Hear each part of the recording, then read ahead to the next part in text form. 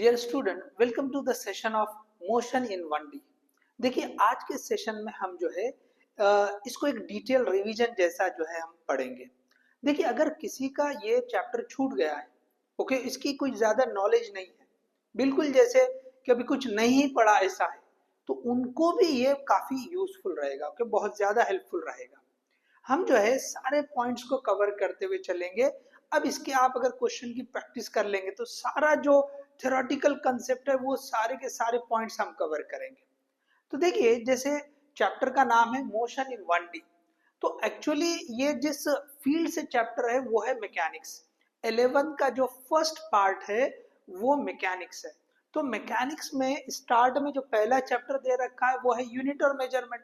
उसके बाद दो चैप्टर का यूनिट है, समझ लीजिए, that is called as kinematics.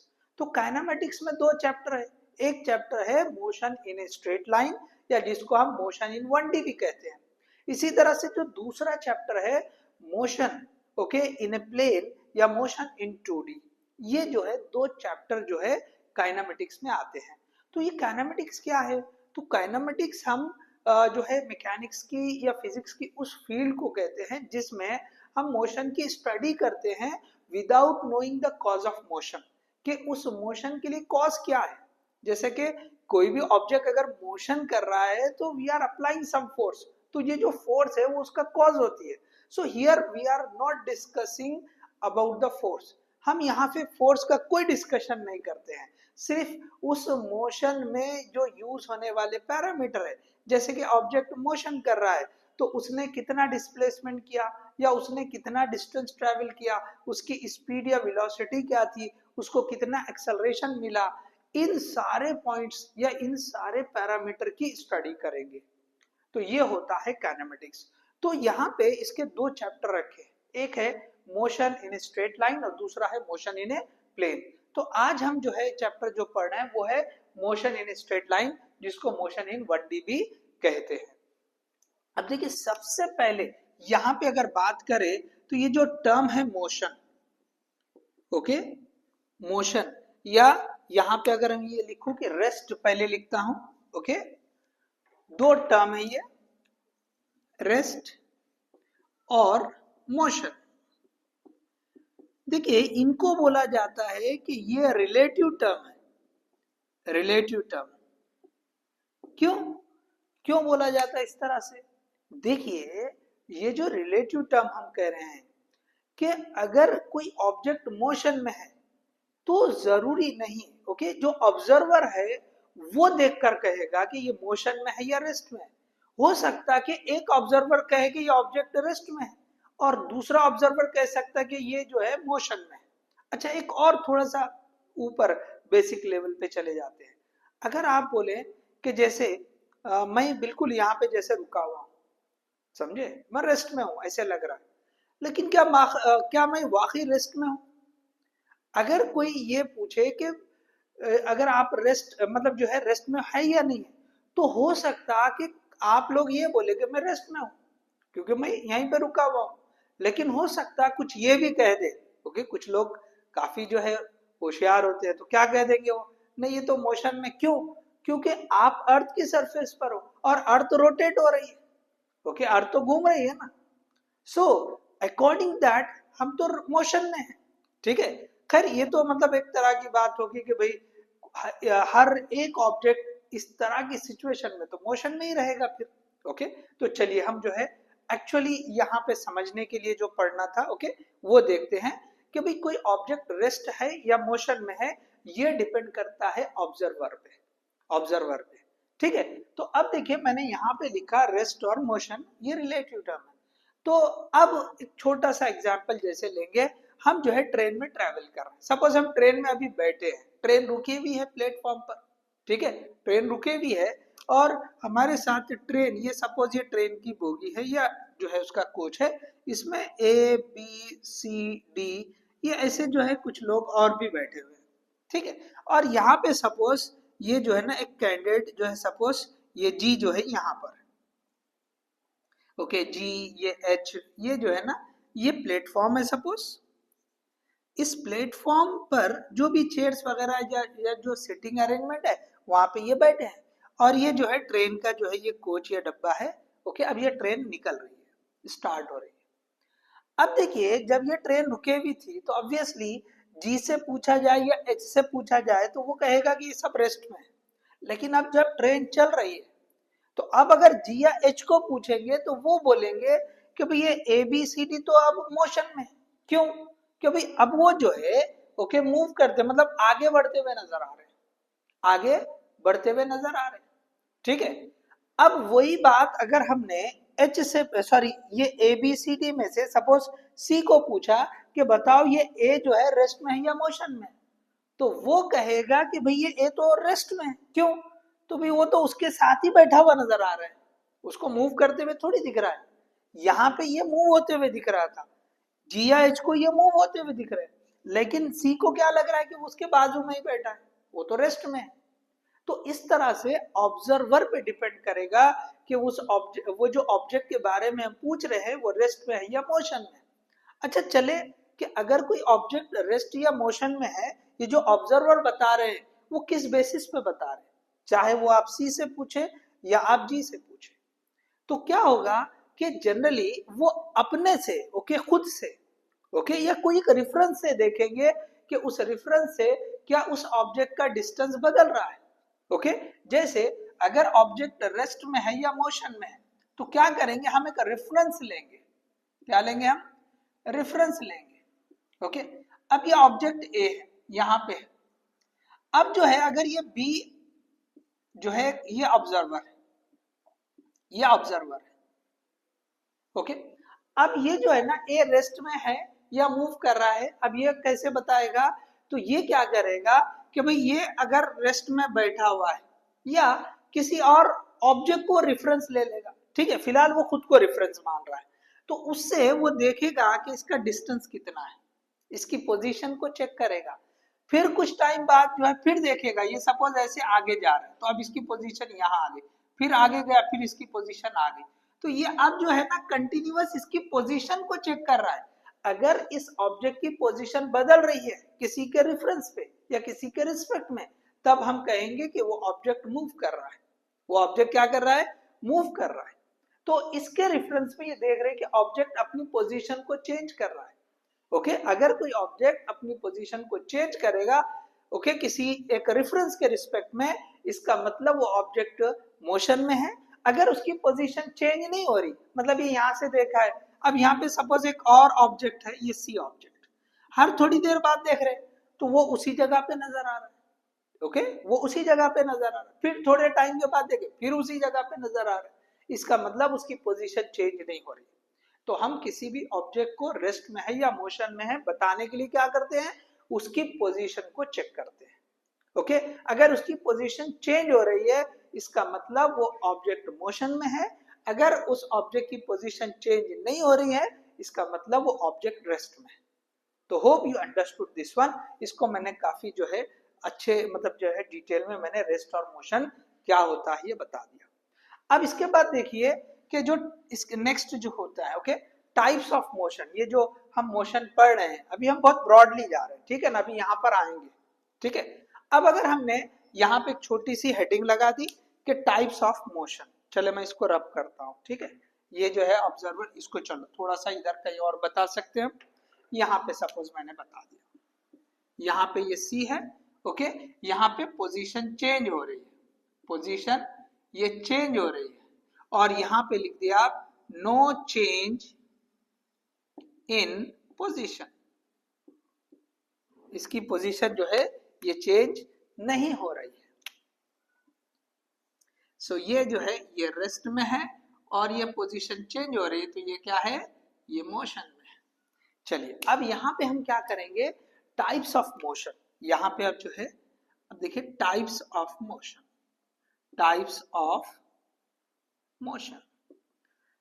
First one motion in 1D, motion in 1D। Second motion in 2D, और third motion in 3D। Okay, तो इसको हम बोलते हैं मोशन इन ए प्लेन, इसको बोलते sorry motion in straight line, motion in 2D को बोलते हैं मोशन इन ए प्लेन, और मोशन इन 3D को कहते हैं motion in space. Okay, motion in space. अब देखिए motion in 1D, 1D, one dimension, तो जब ऑब्जेक्ट यहाँ जो है अगर वो मूव कर रहा है, so there is only one variable is changing, या एक, sorry not one variable, one dimension is changing. Okay, सिर्फ एक ही डायमेंशन चेंज हो रहा है।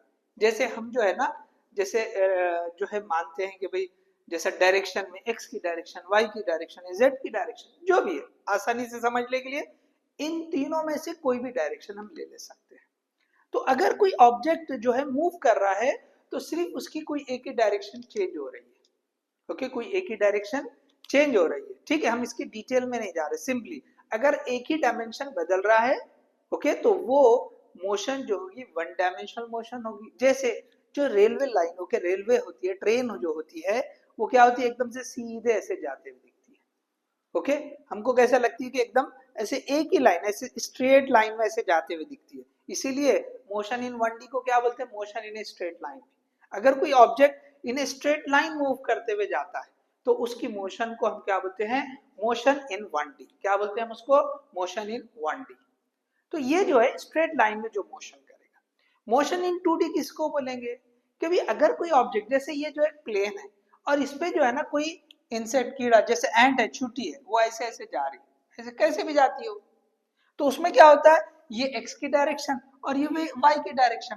ऑब्जेक्ट यहाँ था, चूंटी पहले यहाँ थी, अब सपोज इधर पहुंच गई, तो उसकी ये एक्स की डायमेंशन भी चेंज हुई, वाई की डायमेंशन भी चेंज हो गई।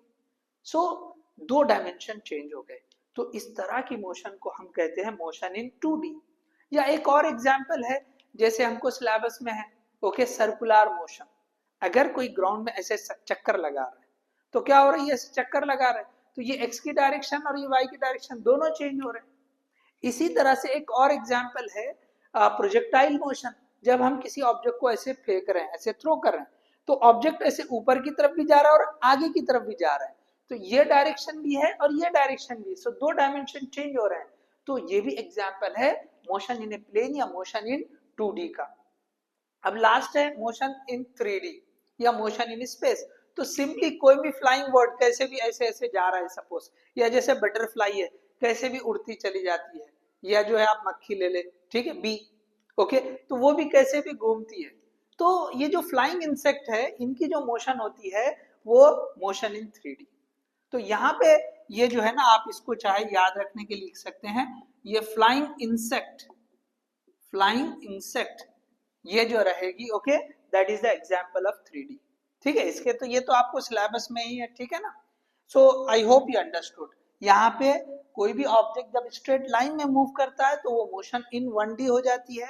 जब कोई ऑब्जेक्ट ऐसे, जैसे मैंने अभी बताया, okay, motion of an insect on a wall, आसानी के लिए चलो यहाँ लिखता हूं मैं, motion of an insect on a wall, okay, और motion of a train, motion of a train. तो ये आप एग्जाम्पल याद रख सकते हैं कि भाई मोशन इन 1D का एग्जाम्पल, मोशन इन 2D का एग्जाम्पल, मोशन इन 3D का एग्जाम्पल। तो देखिए अब यहाँ पे हमको जो पढ़ना है, ओके, हमको जो है मोशन इन 1D या motion in a straight line जो है पढ़ना है। ठीक है, so I hope you understood this introduction. ठीक है, तो हमने यहाँ पे कोई ऑब्जेक्ट रेस्ट में या मोशन में है, ये किस तरह से हम पता करते हैं, या सेम ऑब्जेक्ट को एक ऑब्जर्वर रेस्ट में भी बोल सकता है, दूसरा ऑब्जर्वर ओके मोशन में भी है, बता सकता है। ठीक है, और साथ में हमने जो है ना, ये जो टाइप्स होते हैं वो हमने पढ़ा है। ठीक है, चले तो अब हम आगे बढ़ते हैं। चलिए आप पॉज करके इसको जो है कॉपी कर लें। चलिए अब आगे बढ़ते हैं। नेक्स्ट देखिए, अब पहला जो टॉपिक है इसका, ओके, ये तो हमने जस्ट इंट्रोडक्शन के जैसे देख लिया था। अब हम आते हैं मोशन इन 1D पर। सो मोशन इन 1D, तो इसमें एज पर सिलेबस जो सबसे पहले टॉपिक आता है वो आता है डिस्टेंस एंड डिस्प्लेसमेंट। क्या आता है? Distance and displacement. अब देखिए डिस्टेंस और डिस्प्लेसमेंट पर अभी ये जो रिसेंट जैसे जो कुछ एग्जाम्स है, ओके, इसके ऊपर डायरेक्टली क्वेश्चन नहीं पूछा है। ओके, डायरेक्टली कोई क्वेश्चन जो है वो नहीं पूछा है, लेकिन ओके इसी के बेस पर जो नेक्स्ट टॉपिक है उस पर क्वेश्चन पूछता है। तो ये नहीं आएगा तो वो आगे का क्वेश्चन करने नहीं आता है। तो कंसेप्चुअली हमको क्लियर होना पड़ेगा, कंसेप्चुअली हमको क्लियर होना पड़ेगा। तो यहाँ पे मैं पहला टॉपिक लगा रहा हूं इस चैप्टर का, okay, that is distance and displacement. Okay, distance and displacement. देखिए बहुत सिंपल वे में आप समझते चले इसको, ओके, बहुत सिंपल वे में। डिस्टेंस, ओके, चले इसको जो है ना हम जो है एक कंपैरिजन ही करते हुए चलेंगे। चलो यहाँ पे मैं कंपैरिजन ही कर देता हूँ। चलो यहाँ पे ये हमने लिख दिया दिस इज डिस्टेंस, और ये लिख दिया ये डिस्प्लेसमेंट, समझते भी चलेंगे। ओके, देखिए जो डिस्टेंस होता है this is actual travelled path. Suppose एक ऑब्जेक्ट, यहाँ पे मैं बताता हूँ, एक ऑब्जेक्ट जो है मूव कर रहा है, सपोज वो ऐसे गया, फिर ऐसे गया, फिर ऐसे गया, फिर जो है ये ऐसे गया, और बाद में ये वापस यहाँ आया है। तो ये आपने जो है ना ये सॉरी ऐसे हम जो है ना किसी दूसरे कलर से लगा देंगे तो आपको समझ में आ जाएगा। ठीक है, चलो मैं फिलहाल इसको ये ऐसे रखता हूँ।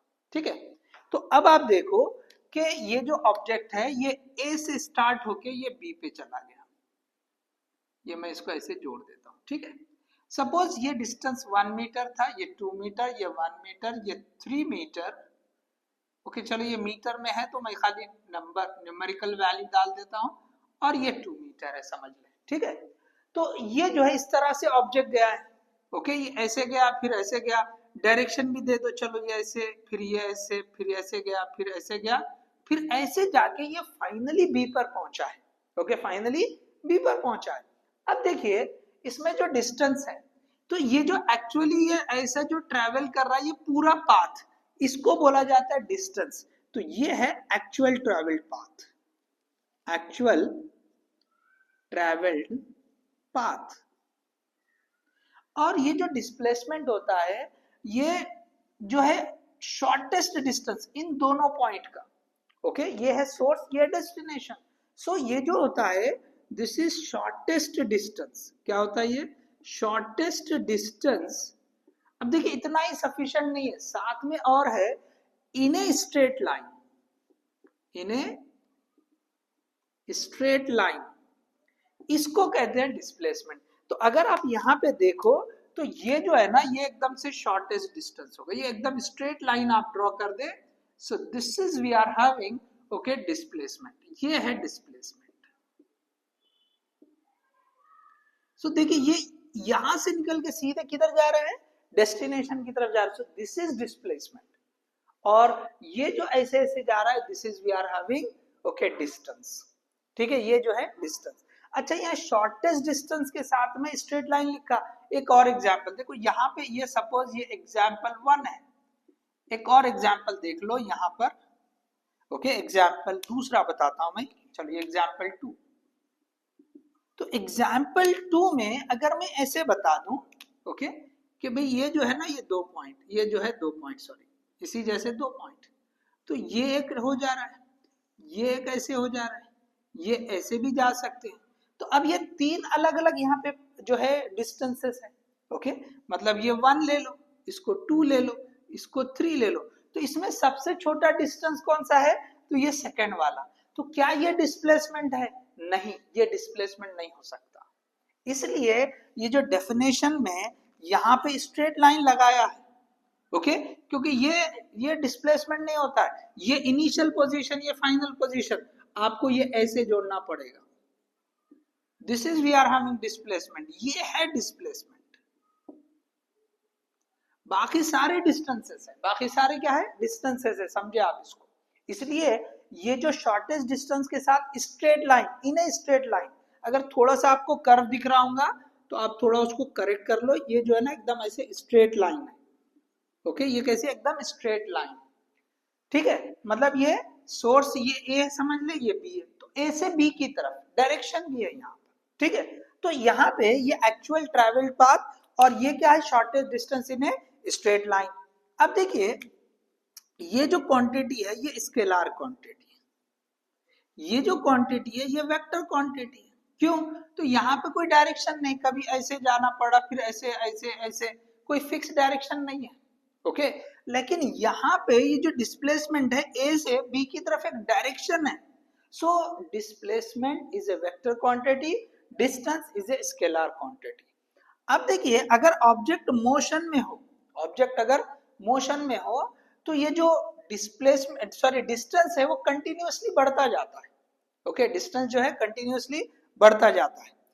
डिस्टेंस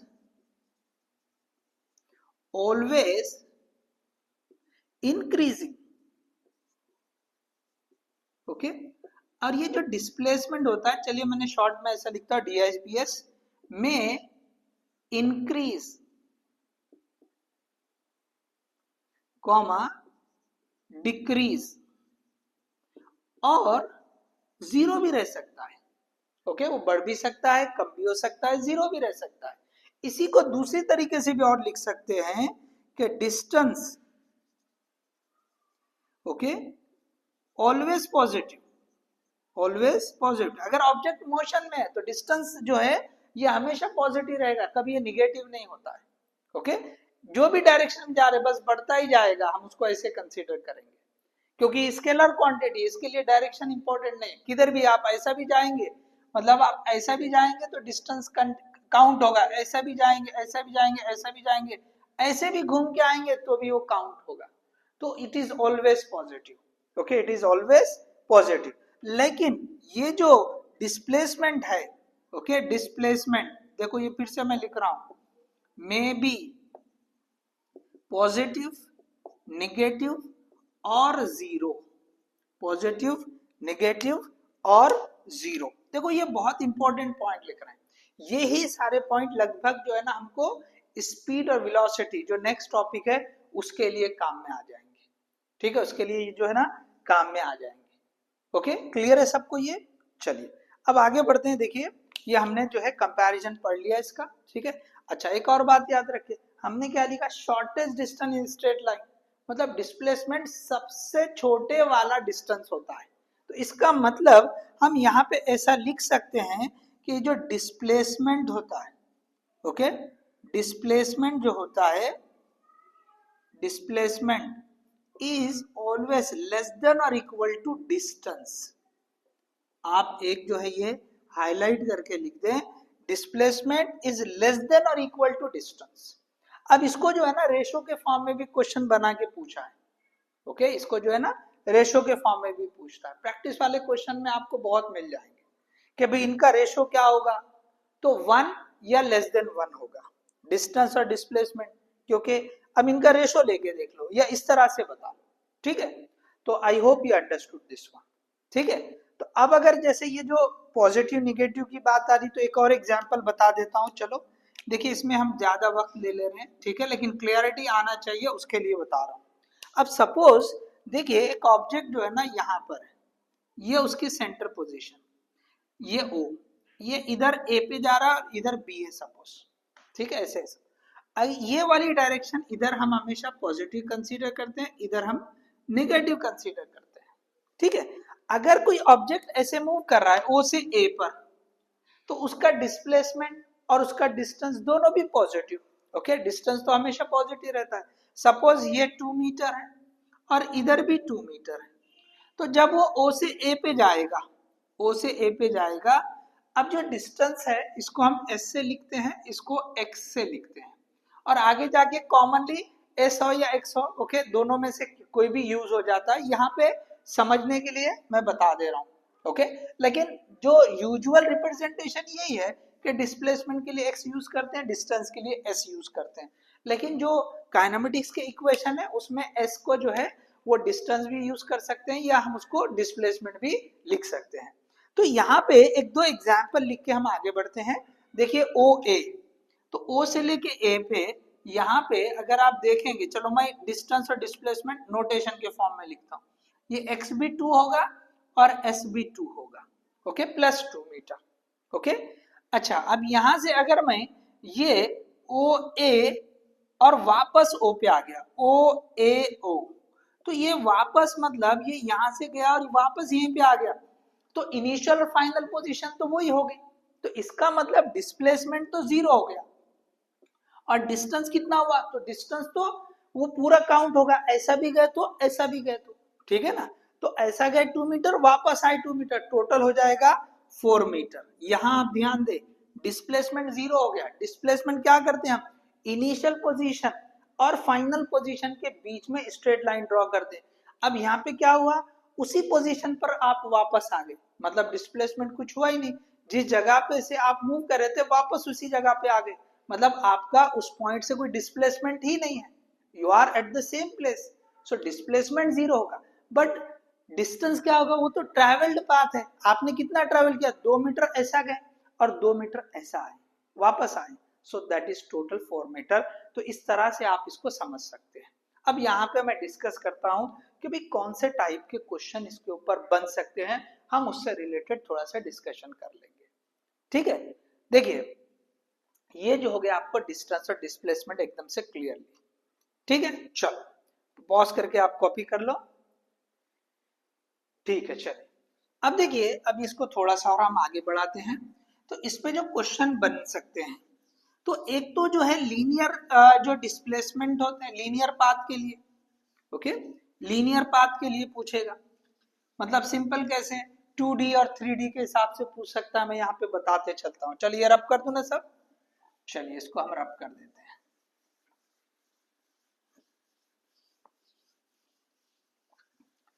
अब देखिए यहाँ पे हम बताते हैं कि हेडिंग लगा दो, distance and displacement of for linear path,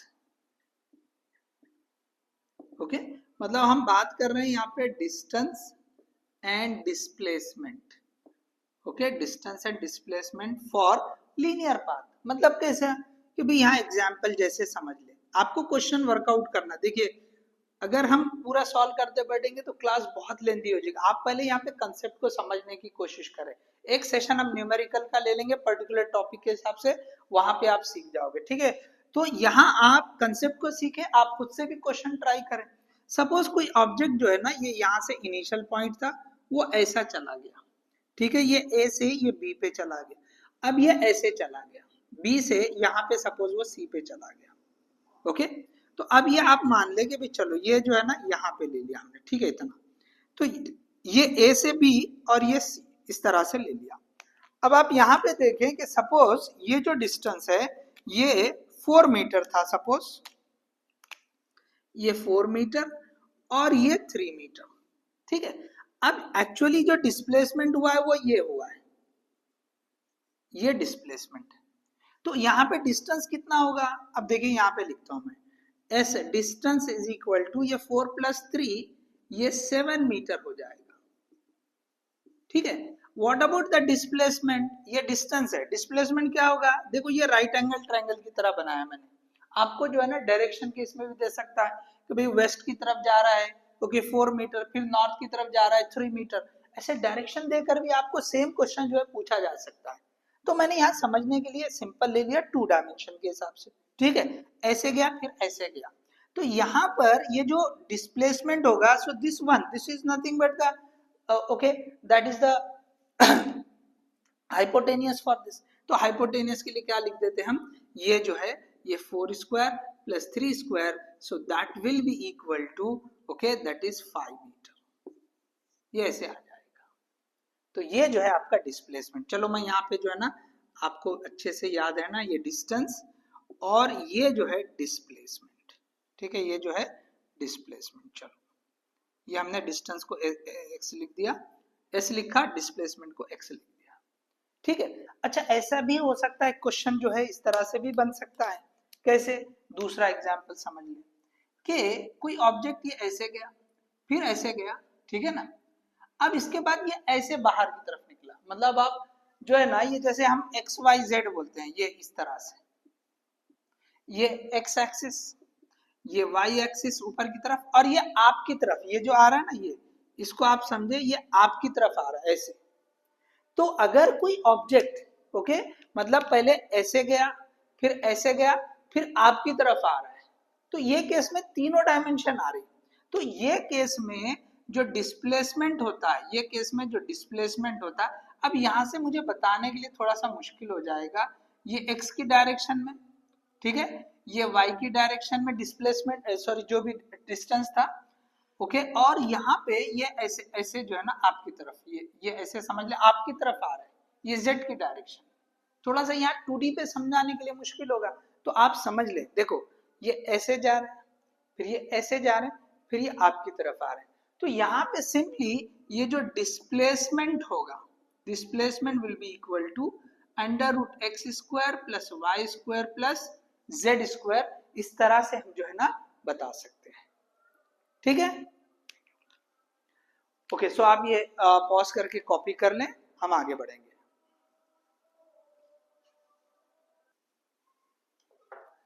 okay, सो चलिए इसके बाद जो है जैसे हमने डिस्टेंस और डिस्प्लेसमेंट लीनियर पाथ के लिए पढ़ा है, आगे बढ़ते हैं। Next one, distance and displacement for circular path. तो यहाँ पे ये जो हमने, ये एग्जाम्पल था, सॉरी ये दिस इज एग्जाम्पल, ठीक है। अब ये सेकंड हम लिखते हैं distance and displacement, okay, displacement for circular path, okay. अब यहाँ पे क्या होता है, जैसे सिंपल सा एग्जांपल आप देखें, दो तरह के क्वेश्चन है। एक ये पूरा हमको सर्कुलर रिंग दे देगा, मतलब बोलेगा कि एक सर्कुलर जो है पाथ है, उस पर कोई गाड़ी या जैसा कोई जो है या एथलीट जो है वो रन कर रहा है सपोज, ओके। अब बोलेगा कि भाई इसका रेडियस आर है, ओके, ये बता देगा आपको इसका रेडियस आर है। अब इस पे क्वेश्चन कैसे बन सकता है, बोलेगा कि भाई ये एक राउंड के बाद डिस्टेंस कितना हो रहा, ओके, एक राउंड के बाद डिस्टेंस कितना हो रहा है, 2 राउंड के बाद, 3 राउंड के बाद, या ऐसा भी दे सकता है 2.5 राउंड, ओके, 2.5 राउंड। चलो हम यहाँ पे चेक करते हैं, पहले ये करेंगे कि after 2 round, okay, after 2 rounds, ठीक है, ये ऐसे 2 राउंड लगा दिए, तो कितना होगा भाई, पहले एक राउंड में जो है ये डिस्टेंस, ओके, सरकमफेरेंस के बराबर होगा एक राउंड, फिर और एक राउंड, तो इसका मतलब ट्वाइस ऑफ 2 पाई आर, ये हो जाएगा distance. What about displacement, what about displacement, तो अगर आप डिस्प्लेसमेंट की बात करेंगे तो देखो ये इनिशियल पॉइंट है, ये जाकर वापस यहाँ आया, फिर जाके वापस यहीं पे आया, it is at the same place, so there is no displacement, so displacement will be 0। अच्छा, इसी तरह यही क्वेश्चन को ऐसे पूछ सकता है कि आफ्टर 2.5 राउंड्स, ओके, 2.5 राउंड्स, तो अब अगर हम 2.5 राउंड, तो यहाँ पे ये पहला चक्कर लगा दिया, फिर ये दूसरा चक्कर लगा दिया, फिर तीसरा यहाँ पे आया है, तो इसका मतलब ये आधा चक्कर मतलब आधा सरकमफेरेंस, और पहले 2 चक्कर लगा चुके हैं। तो यहाँ पे अगर हम डिस्टेंस की बात करें, ये जो डिस्टेंस की बात करें, so that is 2 into 2 pi R plus pi R, देखो ये 2 चक्कर का और ये आधे चक्कर का, तो you will get total 5 pi r, कितना हो जाएगा ये 5 पाई आर।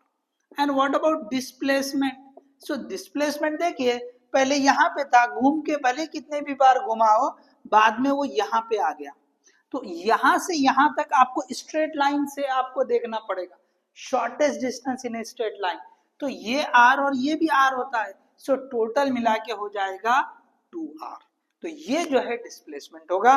तो इस तरह के जो है ना ये क्वेश्चन बन सकते हैं, इसी को यूज करके नेक्स्ट वाले टॉपिक में क्वेश्चन पूछे जा सकते हैं, जैसे एवरेज सॉरी वेलोसिटी है या स्पीड है, उस पे इसका क्वेश्चन बन सकता है। अगर इसके बारे में नहीं भी पूछा, ओके, नीट में थोड़ा सा कम इसके ऊपर है ये वाले पोर्शन पर, लेकिन जेई में तो क्वेश्चन मिल जाएंगे आपको, ठीक है।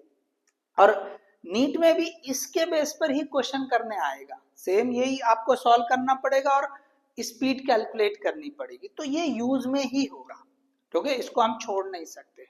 Okay, so hope you understood this one. अब इसके ऊपर 2 और एग्जांपल बनते हैं, ओके, जैसे ये हमने पूरा सर्कल लिया है, अगर इसके बजाय आर्क ले ले वो, ठीक है, चलो आपने ये कॉपी कर लिया ना इधर का, इधर आगे बढ़ते हैं हम, चलो इसको रब कर देते हैं हम। अब देखिए इसमें और क्या चेंज हो सकता है, इसमें जो है और क्या चेंज आ सकता है। अब देखिए यहाँ पर ये जो इसमें जो है हमने ये फर्स्ट, ओके, ये आपने समझ लिया, ये ए ले लिया, ये यहाँ पे बी, अब अगर आपको ऐसा दे दे, ये इस तरह से दे दे, ये रेडियस है ओके आर्क के, और यहाँ पे अब ये जो एंगल है इसको आप फाई मान लो, और ये अगर हमने एकदम बीच से यहाँ से ड्रॉ कर दिया उसको, ओके ये एकदम सेंटर से ड्रॉ कर दिया, तो ये इक्वली डिवाइड कर देगी। अब यहाँ पे मैं इसको भी जोड़ता हूँ, चलो इसको दूसरे कलर से बताता हूँ, ये मैंने ऐसे जोड़ दिया, ठीक है, ये तो डिस्प्लेसमेंट हो गया, ये डिस्टेंस है, ये डिस्प्लेसमेंट आ रहा है, ठीक है ना, ये वाला, ठीक है, लेकिन ये यहां से यहां तक आधा हो रहा है, इसको पूरे को अगर हमने x मान लिया तो ये x/2 होगा, ये x/2 मान लिया हमने, ठीक है, ये जो है डिस्प्लेसमेंट है और ये डिस्टेंस है। तो अगर मैंने ये आधे के लिए ये वाला यहाँ पे ये राइट एंगल ट्राइंगल, यहाँ पर भी राइट एंगल ट्राइंगल बन रहा है, तो आपको ये जो डिस्टेंस है ओके वो तो बहुत सिंपल है, डिस्टेंस मतलब ये लेंथ ऑफ आर्क, तो length of arc that is equal to angle into radius, या रेडियस इंटू ये एंगल, तो ये किस में होना चाहिए, this should be in radian. आप इससे डिस्टेंस को कैलकुलेट कर सकते हैं, डिस्टेंस को आप क्या कर सकते हैं, कैलकुलेट कर सकते हैं। अब देखिए इसी तरह से अब अगर आपको डिस्प्लेसमेंट पता करना है, ओके आपको डिस्प्लेसमेंट पता करना है, तो अब यहाँ पे आप गौर से देखें, ओके देखो ये वाला जो है इसको हम डिस्प्लेसमेंट बोल रहे हैं, ओके तो ये जो डिस्प्लेसमेंट है अब ये कैसे पता करेंगे, तो आप साइन फंक्शन यूज करो, देखो ये वाला जो हिस्सा है, ये जो आधा एंगल है, this is we are having 5/2, ये भी 5/2 है, आ रहा है समझ में, साइन फंक्शन लिख के देखो, ओके ये हम यहाँ पे कैलकुलेट करेंगे, तो साइन ऑफ 5/2 आप देख लो क्या हो जा रहा है, अपोजिट, ये हो गया आपका x/2, ओके ये सॉरी ऐसे लिखते हैं हम यहाँ पे, चलो इसको ये x/2 डिवाइड बाय ये हाइपोटेनियस, ये तो r है, so this will be x/2r, तो यहां से x क्या हो जा रहा है 2r साइन ऑफ 5/2, तो ये आपके पास डिस्प्लेसमेंट आ गया, ये डिस्टेंस है ये डिस्प्लेसमेंट है, आ रहा है समझ में आपको, देख लीजिए, तो जो वैरायटी हो सकती है वो मैंने आपके सामने रख दिया है, ओके दोनों के हिसाब से हो रहा है, देखो नीट के हिसाब से भी है, जेई के हिसाब से भी है, ओके दोनों का लेवल हम जो है, जेई मेंस का लेवल ज्यादा बहुत फर्क तो नहीं होगा, कैलकुलेटिव पार्ट जरा जेई मेंस में ज्यादा होता है, तो हम वो दोनों को सामने रखते हुए कवर कर रहे हैं, ठीक है, चलिए अब देखिए इसके बाद ये तो हो गया, हमने अगर ऐसे इस सर्कुलर पाथ का अगर हम एक हिस्सा दे दे, पार्ट दे दे, जैसे ये आर्क दे दिया, ठीक है, तो वो केस में हम इस तरह से डिस्प्लेसमेंट को पता कर सकते हैं।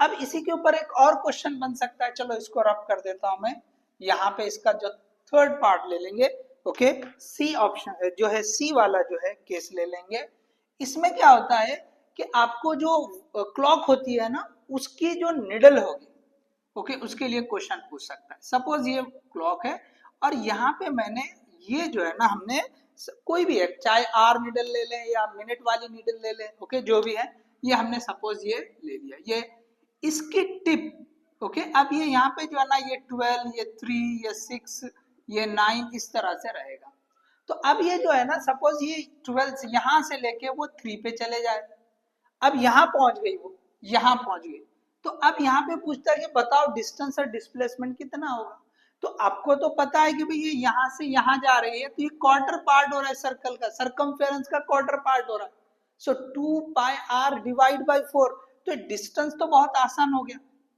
डिस्टेंस कितना हो गया, ये हो गया आपका, सॉरी शायद नजर नहीं आएगा, मैं थोड़ा सा इधर लिखता हूं, ओके शॉर्ट में लिखेंगे, चलो उसको डिस्टेंस मतलब एस लिख देता हूं मैं, ये डिस्टेंस, तो ये हो जाएगा 2πr डिवाइड बाय, देखो ये क्वार्टर पार्ट हो रहा तो 4 हो जाएगा।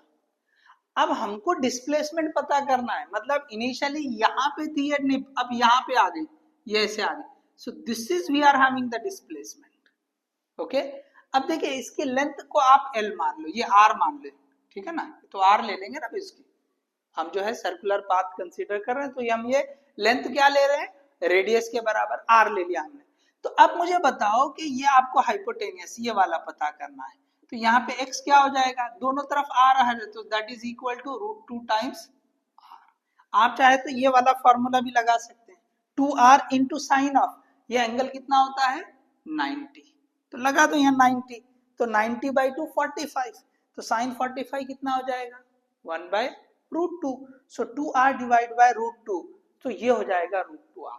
तो आप ऐसा भी कर सकते हैं या बेसिक कंसेप्ट से भी कर सकते हैं। तो आपको ये क्वेश्चन जो है ना, ये 3 पे जाने के लिए पूछ सकता, 6 के लिए भी पूछ सकता, 9 के लिए भी पूछ सकता है, ठीक है।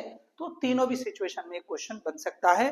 तो देखिए मैंने फुल फ्लेज वे में आपको ये जो डिस्टेंस और डिस्प्लेसमेंट में जो पूछा जा सकता है, क्वेश्चन बन सकते हैं, वो मैंने बता दिया है। तो अब हम आगे बढ़ेंगे, चले पॉज करके आप कॉपी करें, हम नेक्स्ट टॉपिक की तरफ बढ़ते हैं। चलिए कॉपी कर लिया, चलो नेक्स्ट टॉपिक है आपका okay speed and velocity. Okay speed and velocity. अब देखिए नीट में रिसेंट जो क्वेश्चंस है वो यहां से क्वेश्चन बने हैं, इनके ऊपर डायरेक्टली क्वेश्चन नहीं है, याद रखो डायरेक्टली नहीं है। इसका हरगिज मतलब ये नहीं कि पढ़ना ही नहीं है, समझे, ये नहीं पढ़े तो आगे का नहीं आता, याद रखो, ठीक है। तो यहाँ पे ये जो नेक्स्ट टॉपिक है that is we are having speed and velocity, speed and velocity. अब देखिए जैसे हमने कंपैरिजन किया था डिस्टेंस और डिस्प्लेसमेंट को, उसी तरह यहाँ पर भी कंपैरिजन है। कैसे कि भाई ये जो स्पीड या वेलोसिटी है, इसको सिंपल वे में अगर मैं स्पीड लिख देता हूं, तो स्पीड को डिफाइन किया जाता है rate of change of position या rate of change of distance. Okay rate of change of position बोल सकते हैं या डिस्टेंस भी आप बोलें, चलो ठीक है। यहाँ पे वेलोसिटी, वेलोसिटी को हम जो है डिफाइन करेंगे rate of change of okay displacement. यहां पे डिस्प्लेसमेंट आ रहा है, डिस्प्लेसमेंट आया तो वेलोसिटी, डिस्टेंस आया तो स्पीड, बस इतना याद रख लो। जहां पे डिस्टेंस यूज कर रहे हैं वहां पे स्पीड बोलेंगे, जहां पे डिस्प्लेसमेंट बोलेंगे वहां पे वेलोसिटी बोलेंगे। अब इनमें फर्क क्या है, जैसे डिस्टेंस ओके जैसे डिस्टेंस यहाँ पे चलो मैं कंपैरिजन के तौर पे ऐसे ले लेता हूं, ये जो लिख देंगे this is we are having speed, okay speed, और यहाँ पे ले लेंगे ये वेलोसिटी।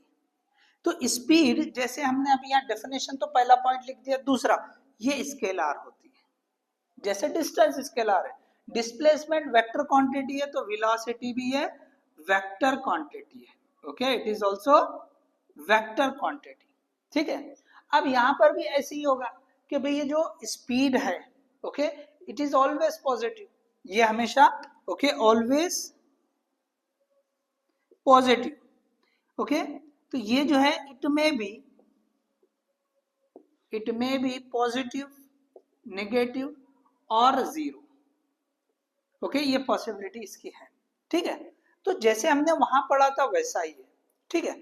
अच्छा लेकिन अब ये जो स्पीड और वेलोसिटी है ना, इनके टाइप के हिसाब से हमको पढ़ना पड़ता है। जैसे स्पीड हम जो है ना एवरेज स्पीड ले सकते हैं, या वेलोसिटी को एवरेज वेलोसिटी ले सकते हैं।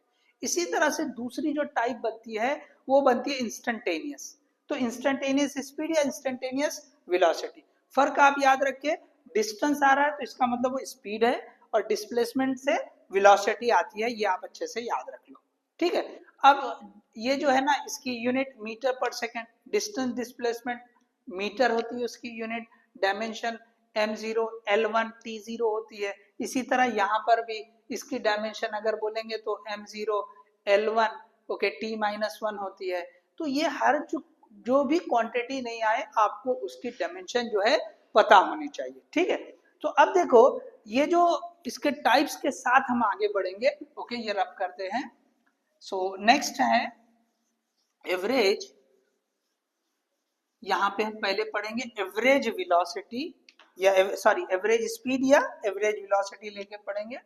तो फॉर्मूला देखो एवरेज यहाँ पे स्पीड, या इसी के साथ में हम जो है ना ये एवरेज वेलोसिटी भी पढ़ेंगे हम, ओके एंड एवरेज वेलोसिटी। अब देखिए दोनों का नोटेशन सेम है, दोनों को v से ही रिप्रेजेंट करते हैं, ओके दोनों का नोटेशन सेम है।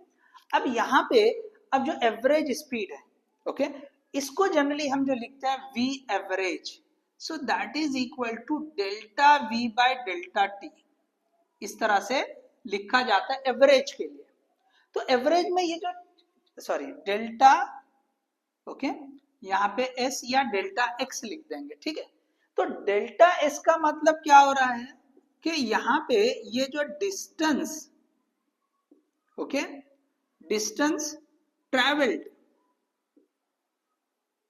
ओके ये जो है टोटल, अब ये change in display, change in distance बोलते हैं। मतलब यहाँ पे थोड़ा सा ये टर्म समझने में कंफ्यूजन हो सकता है कि इसको लिखते हैं हम change in displacement, sorry change in distance, ये ऐसे लिखते हैं।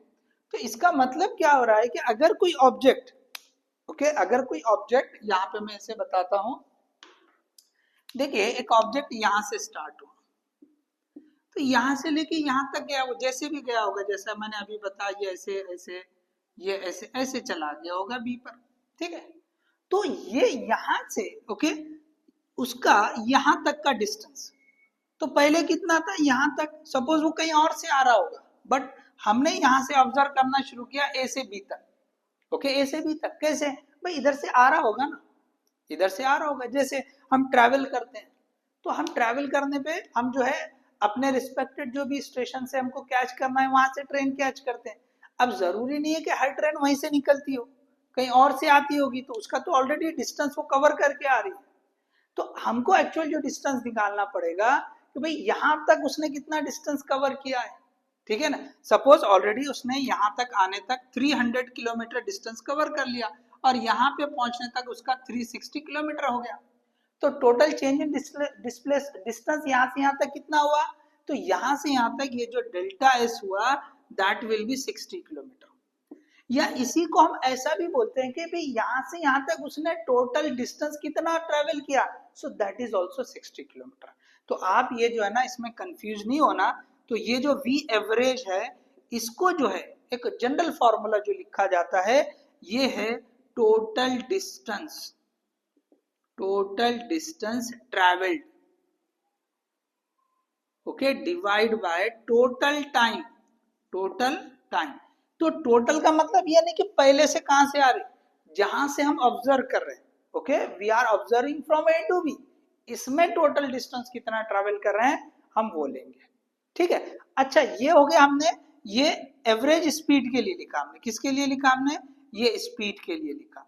और अगर हमने वेलोसिटी के लिए लिखेंगे, अब ये किसके लिए लिख रहे हैं, ये वेलोसिटी के लिए लिख रहे हैं, तो ये जो हो जाएगा वी एवरेज, ये डिस्टेंस की जगह आप क्या लिखेंगे, डिस्प्लेसमेंट लिख देंगे। तो यहां पे आ जाएगा ये total displacement, total displacement divide by total time. बस इतना ही फर्क है दोनों में, ओके इतना ही फर्क है। इसके ऊपर बहुत ज्यादा चांसेस है क्वेश्चन के। अभी रिसेंट भी जो एग्जाम्स हुए उसमें भी क्वेश्चन पूछा है, 2023 में भी पूछा है, उससे पहले भी पूछा है, तो क्वेश्चन कवर किया है इसके ऊपर। 2024 में एक्सेलरेशन के ऊपर क्वेश्चन पूछा था, लेकिन 23 में इसके ऊपर है क्वेश्चन। तो पुराने एग्जाम्स में इससे रिलेटेड कई सारे क्वेश्चन मिलेंगे कि एवरेज स्पीड बताओ या एवरेज वेलोसिटी बताओ, इस पे क्वेश्चन मिलेंगे। तो अब देखो इसमें क्या बता रहा है, आपको ये डिस्टेंस नहीं तो डिस्प्लेसमेंट ही कैलकुलेट करना होता है। इसलिए बोला मैंने जो लास्ट वाला टॉपिक है वो बहुत इंपॉर्टेंट है, हम उसको स्किप नहीं कर सकते। नहीं उस पर तो क्वेश्चन ही नहीं पूछ रहा, हम क्यों पढ़े, नहीं ऐसे नहीं चलेगा, we have to study that one, okay. तो ये जो है हमको यहाँ पे यूज होने वाला है, ठीक है। सो देख लीजिए यहाँ पे आप पॉज करके कॉपी कर सकते हैं। जिस तरह के चेंजेस जो है डिस्टेंस और डिस्प्लेसमेंट, सॉरी डिस्टेंस और डिस्प्लेसमेंट में होते हैं, उसी तरह से स्पीड और वेलोसिटी में भी होते हैं। एक चेंज आप याद रख सकते हैं, ओके। चलिए आप ये पॉज करके कॉपी करें, फिर बताता हूं मैं। चलिए कर लिया, चलो आगे बढ़ते हैं। अब देखिए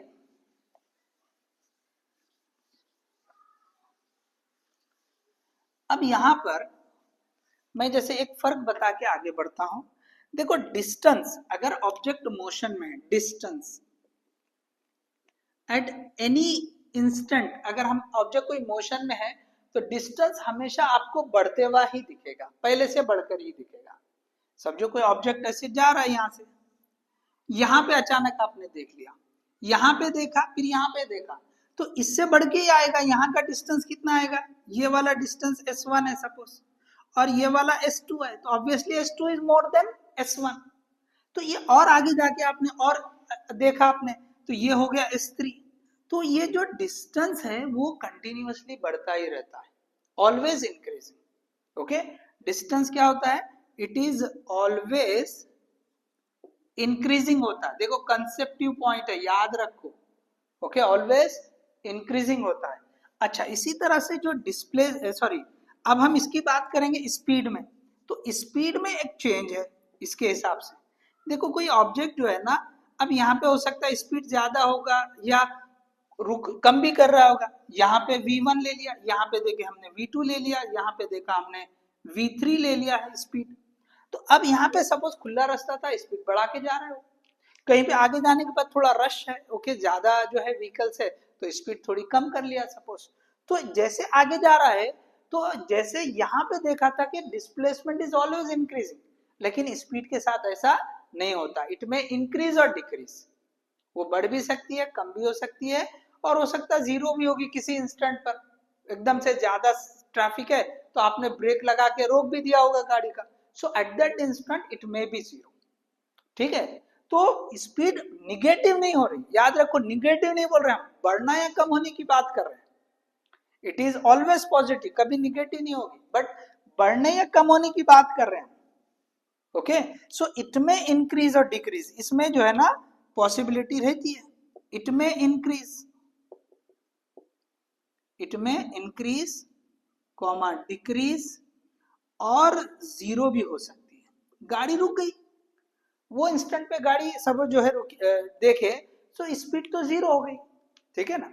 लेकिन अगर हम ऑब्जेक्ट अगर मोशन में है, तो अगर मोशन में है तो मैं इसको हटा देता हूं, ठीक है, यहाँ पे मेंशन कर देता हूं, if object is in motion, यहाँ पे मैं लिखता हूं if object is in motion. तो डिस्टेंस हमेशा बढ़ते हुए रहेगा, लेकिन स्पीड इंक्रीज और डिक्रीज हो सकती है। चले पूरा लिखता हूं मैं, इंक्रीज और डिक्रीज, इंक्रीज और डिक्रीज हो सकती है, ठीक है। सो ये आप जो है बहुत कंसेप्टिव पॉइंट है, इसको याद रख लें, ठीक है। ग्राफ के अंदर ये यूज हो सकता है, ठीक है। अब देखिए इससे रिलेटेड क्वेश्चन कैसे बनते हैं, ये जो एवरेज स्पीड या वेलोसिटी की बात करें, तो सॉल्व करने का तरीका एकदम से सेम है। वेलोसिटी बोला तो डिस्प्लेसमेंट ले लेना, और अगर स्पीड बोला तो डिस्टेंस ले लेना, ठीक है। अब देखिए क्वेश्चन कैसे है। अब यहाँ पे इस तरह का देता है कि भाई देखो ये जो है ना, यहाँ पे एग्जाम्पल आपके समझने के हिसाब से, ये जो है ना ऐसे ऐसे हम जो है ना अलग अलग पॉइंट बता रहे हैं। सपोज ये जो S1 डिस्टेंस है, ये S2 है, ये S3 है, ये S4 है, अलग अलग हो सकता है डिस्टेंसेस है। यहाँ तक स्पीड V1 से ट्रेवल किया होगा, इसमें V2 से किया होगा, इसमें V3 से किया होगा, इसमें V4 से किया होगा। अब अलग अलग पॉसिबिलिटी बन सकते हैं। मैं आपको एक एग्जांपल, एक पॉसिबिलिटी लेके बता रहा हूँ, बाद में इसके स्पेशल केस वगैरह सब बताता हूँ, लेकिन पहले इसको समझ लो कि जनरल जो फॉर्मूला है वो हर केस में यूज हो जाएगा। जनरल फॉर्मूला हर केस में चलेगा। जैसे हमने बोला कि अगर एवरेज स्पीड पता करना है तो आप फॉर्मूला लगा दो total distance, total distance divide by total time, total time लगा दो। अब यहाँ पे टोटल डिस्प्लेसमेंट कितना हो रहा, तो ये S1 plus S2 plus S3 plus, अच्छा यहाँ पे और भी हो सकता है, और भी हो सकते हैं, कितने भी हो सकते हैं, ठीक है ना। तो यहाँ पे अगर मैंने ये ऐसे लिख दिया, ठीक है, इस तरह से ये आगे डॉट डॉट लिख दिया, जितने भी हो गए, आगे कितने भी हो सकते हैं, डिवाइड बाय टोटल टाइम। अब देखो यहाँ टाइम तो नहीं दिया, उसने इतने इतना डिस्टेंस V1 स्पीड से ट्रेवल किया, तो आपके पास स्पीड भी है, डिस्टेंस भी है, तो आप यहाँ का जो टाइम है, ये इससे आप जो है ना T1 पता कर सकते हैं, ठीक है। अच्छा चलो, किसी को ये डाउट होगा, यहाँ पे क्या करेंगे, चले ये थोड़ा सा जो है मैं यहाँ चेंज कर देता हूँ, तो आपको जो है ना ये, चलिए यहाँ पे मैं जो है ना, ये S1 डिस्टेंस है, ये V1, S2 V2, S3 ये V3, ये S4 ये V4। तो आप जो है ना यहाँ पे टाइम पता कर ले सकते हैं, डिस्टेंस डिवाइड बाय स्पीड, तो आपको टाइम आ जाएगा, ठीक है। तो आप इस तरह से ये T1 plus T2 plus T3 ये इस तरह से आप पता कर ले सकते हैं। तो आपको किसी भी तरह का ये जो क्वेश्चन आए, एवरेज स्पीड का ये फॉर्मूला यूज करो, आपको सॉल्व हो जाएगा, आपको वो सॉल्व हो जाएगा। अब अगर यहाँ पे एक जो स्पेशल केस लेके चलेंगे, ओके, स्पेशल केसेस, तो स्पेशल केसेस में क्या है कि भाई अगर यहाँ पे, अब मैं पहला केस लेके चलता हूं कि देखो ये इक्वल इंटरवल ऑफ टाइम में, ओके, ये इस तरह से हर जगह टाइम टी है, हर जगह क्या है, टाइम टी है, ओके। तो इसको बोला जाएगा, ये पहले वाले को मैं लिखता हूं टाइम एवरेजिंग। क्या लिखेंगे इसको, टाइम एवरेजिंग, टाइम एवरेजिंग। तो हर जगह टाइम सेम है, ये आगे और जा रहा है, सपोज ये ऐसे जा रहा है, इसमें स्पीड v1 है, इसमें स्पीड v2 है, इसमें स्पीड v3 है, इसमें स्पीड v4 है, ऐसे कंटिन्यू है।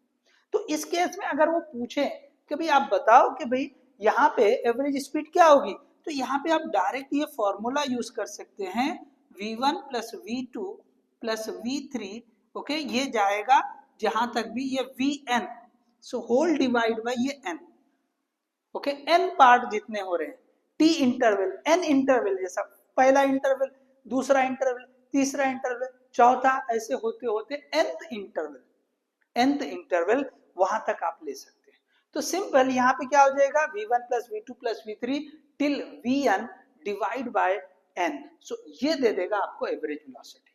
अच्छा, इसमें भी क्या होता है कि भाई स्पेशल, इसमें और एक केस बता देते हैं, अगर दो ही इंटरवल हो, ओके, अगर दो ही इंटरवल हो, चलो मैं यहाँ लिखता हूँ, if n is equal to 2, तो v एवरेज कितना हो जाएगा, v1 plus v2 divide by 2, तो ये आपके पास आ जाएगा अगर आपने दो ही लिया है। तो अगर n की वैल्यू 2 है, दो ही टाइम इंटरवल है, जैसे क्वेश्चन दिया जाता है कि भाई एक घंटे में जो है वो 40 किलोमीटर से गए और दूसरे एक घंटे में 60 किलोमीटर से गए, तो बताओ एवरेज स्पीड क्या होगी, सिंपल सा क्वेश्चन। तो क्या लिखा है, v1 plus v2 divide by 2, so 40 plus 60 divide by 2, answer आ जाएगा 50। तो इस तरह का केस बन सकता है।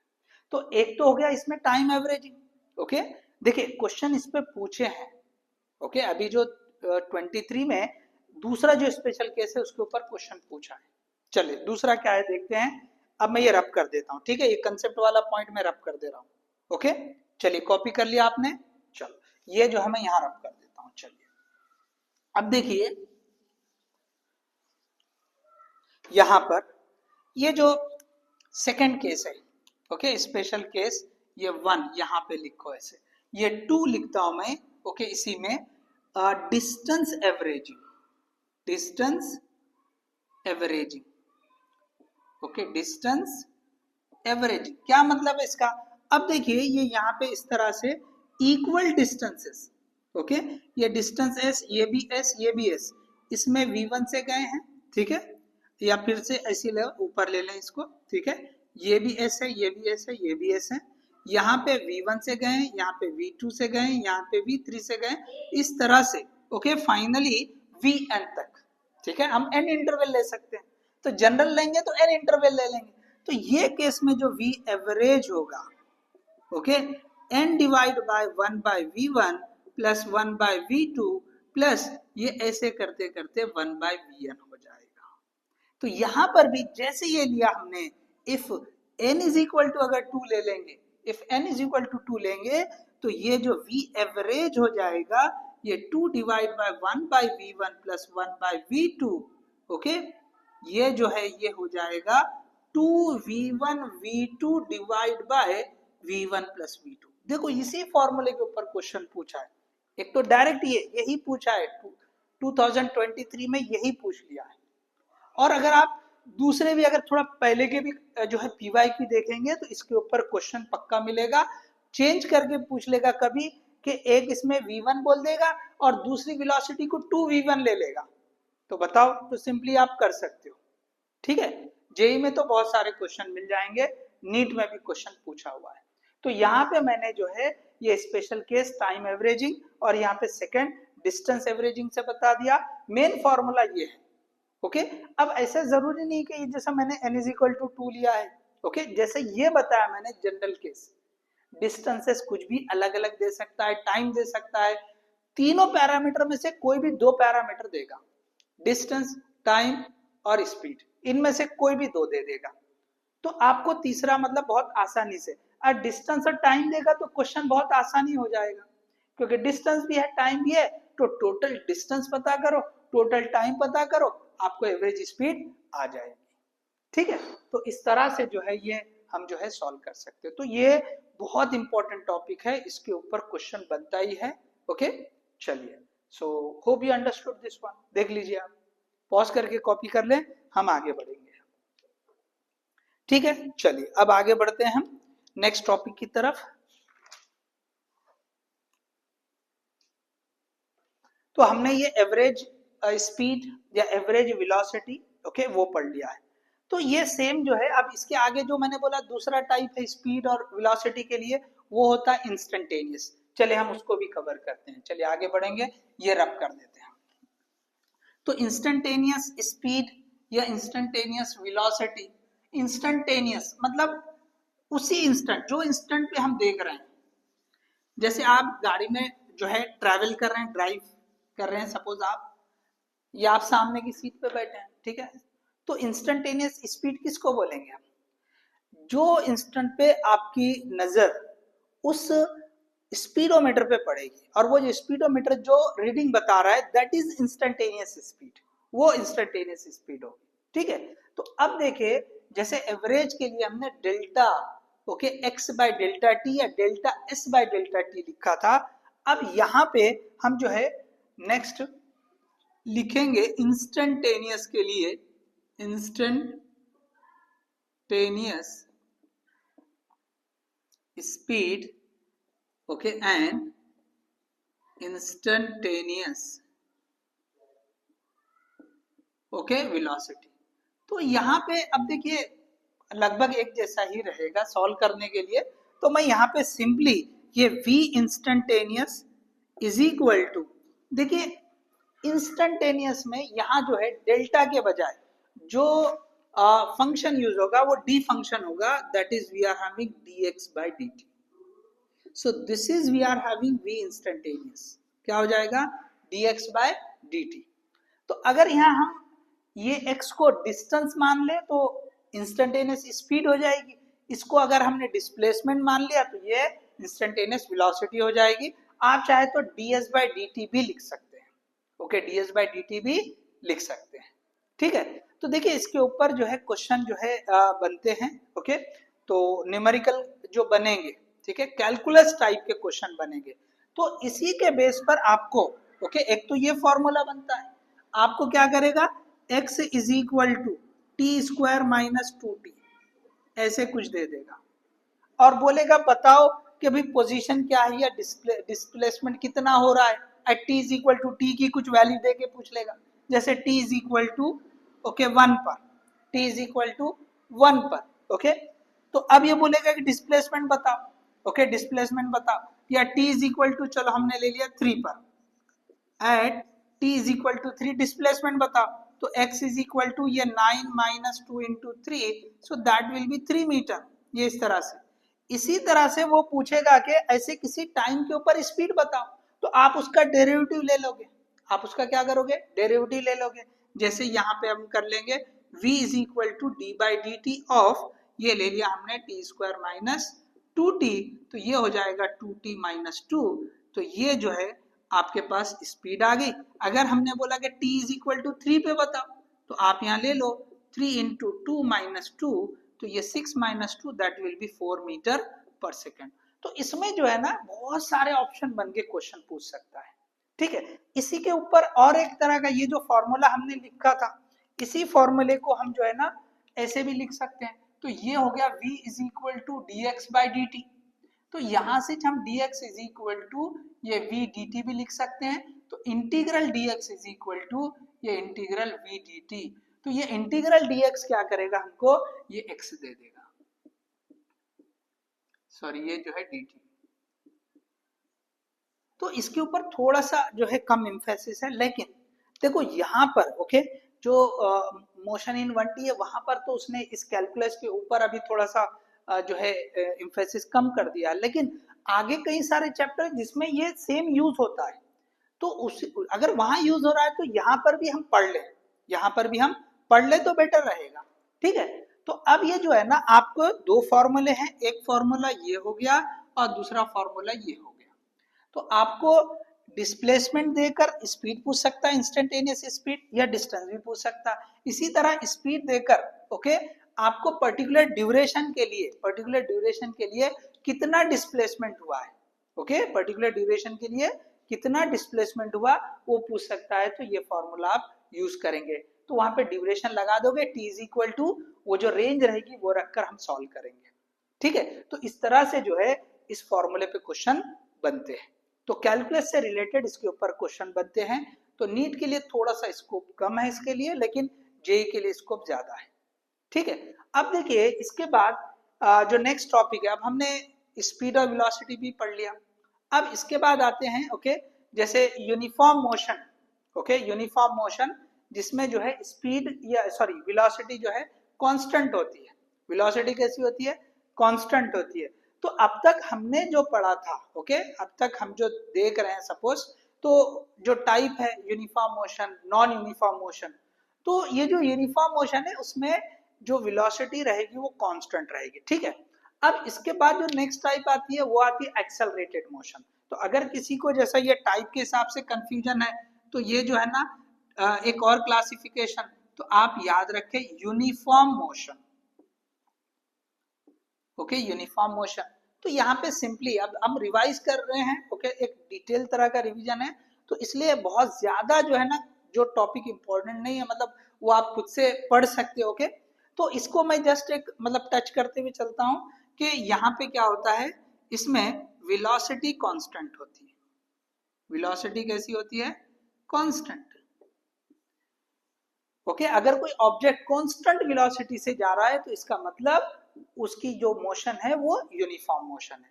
तो मतलब क्या होगा, वो इक्वल इंटरवल में, ओके ये इक्वल इंटरवल में इक्वल डिस्टेंस कवर करता है। ओके, हर इक्वल डिस्टेंस में टी, ये इंटरवल में सपोज टी की वैल्यू ले लिया हमने सपोज 5 सेकेंड, तो हर 5 सेकेंड में उतना ही डिस्टेंस कवर कर रहा है।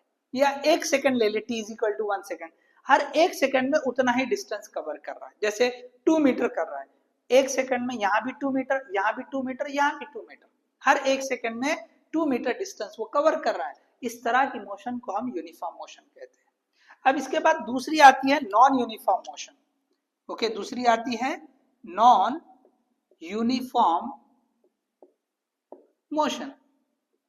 तो इसमें क्या होता है, अब ये वेलोसिटी कांस्टेंट नहीं होती, मतलब किस तरह का होगा, ये इंटरवल टी टाइम का है, तो यहाँ पे s1 डिस्टेंस हुआ होगा, फिर से ये टी टाइम है, ओके इंटरवल टी है, लेकिन इसमें s2 हुआ होगा, फिर यहाँ पे जो है ना हो सकता है ये जो है ना ये टी टाइम है। ओके, तो ये टी टाइम में उसने जो है ये s3 डिस्टेंस किया होगा, फिर ये टी टाइम है इसमें s4 किया होगा। तो कभी डिस्टेंस कम कभी डिस्टेंस ज्यादा उसने कवर किया होगा सेम टाइम इंटरवल में। तो इस तरह की मोशन को हम नॉन यूनिफॉर्म मोशन कहते हैं। इसी नॉन यूनिफॉर्म मोशन को हम जो है एक्सेलरेटेड मोशन कहते हैं। तो यहाँ पे जो नेक्स्ट आपको क्वांटिटी पढ़नी है वो है एक्सेलरेशन। ओके, सो चलिए आप पॉज करके कॉपी कर ले, हम नेक्स्ट पॉइंट की तरफ बढ़ते हैं। ओके चलिए, सो हेडिंग लगाएं आप, ओके एक्सेलरेटेड मोशन, या सिंपली आप जो है ना एक्सेलरेशन हम लगा देंगे हेडिंग एक्सेलरेशन।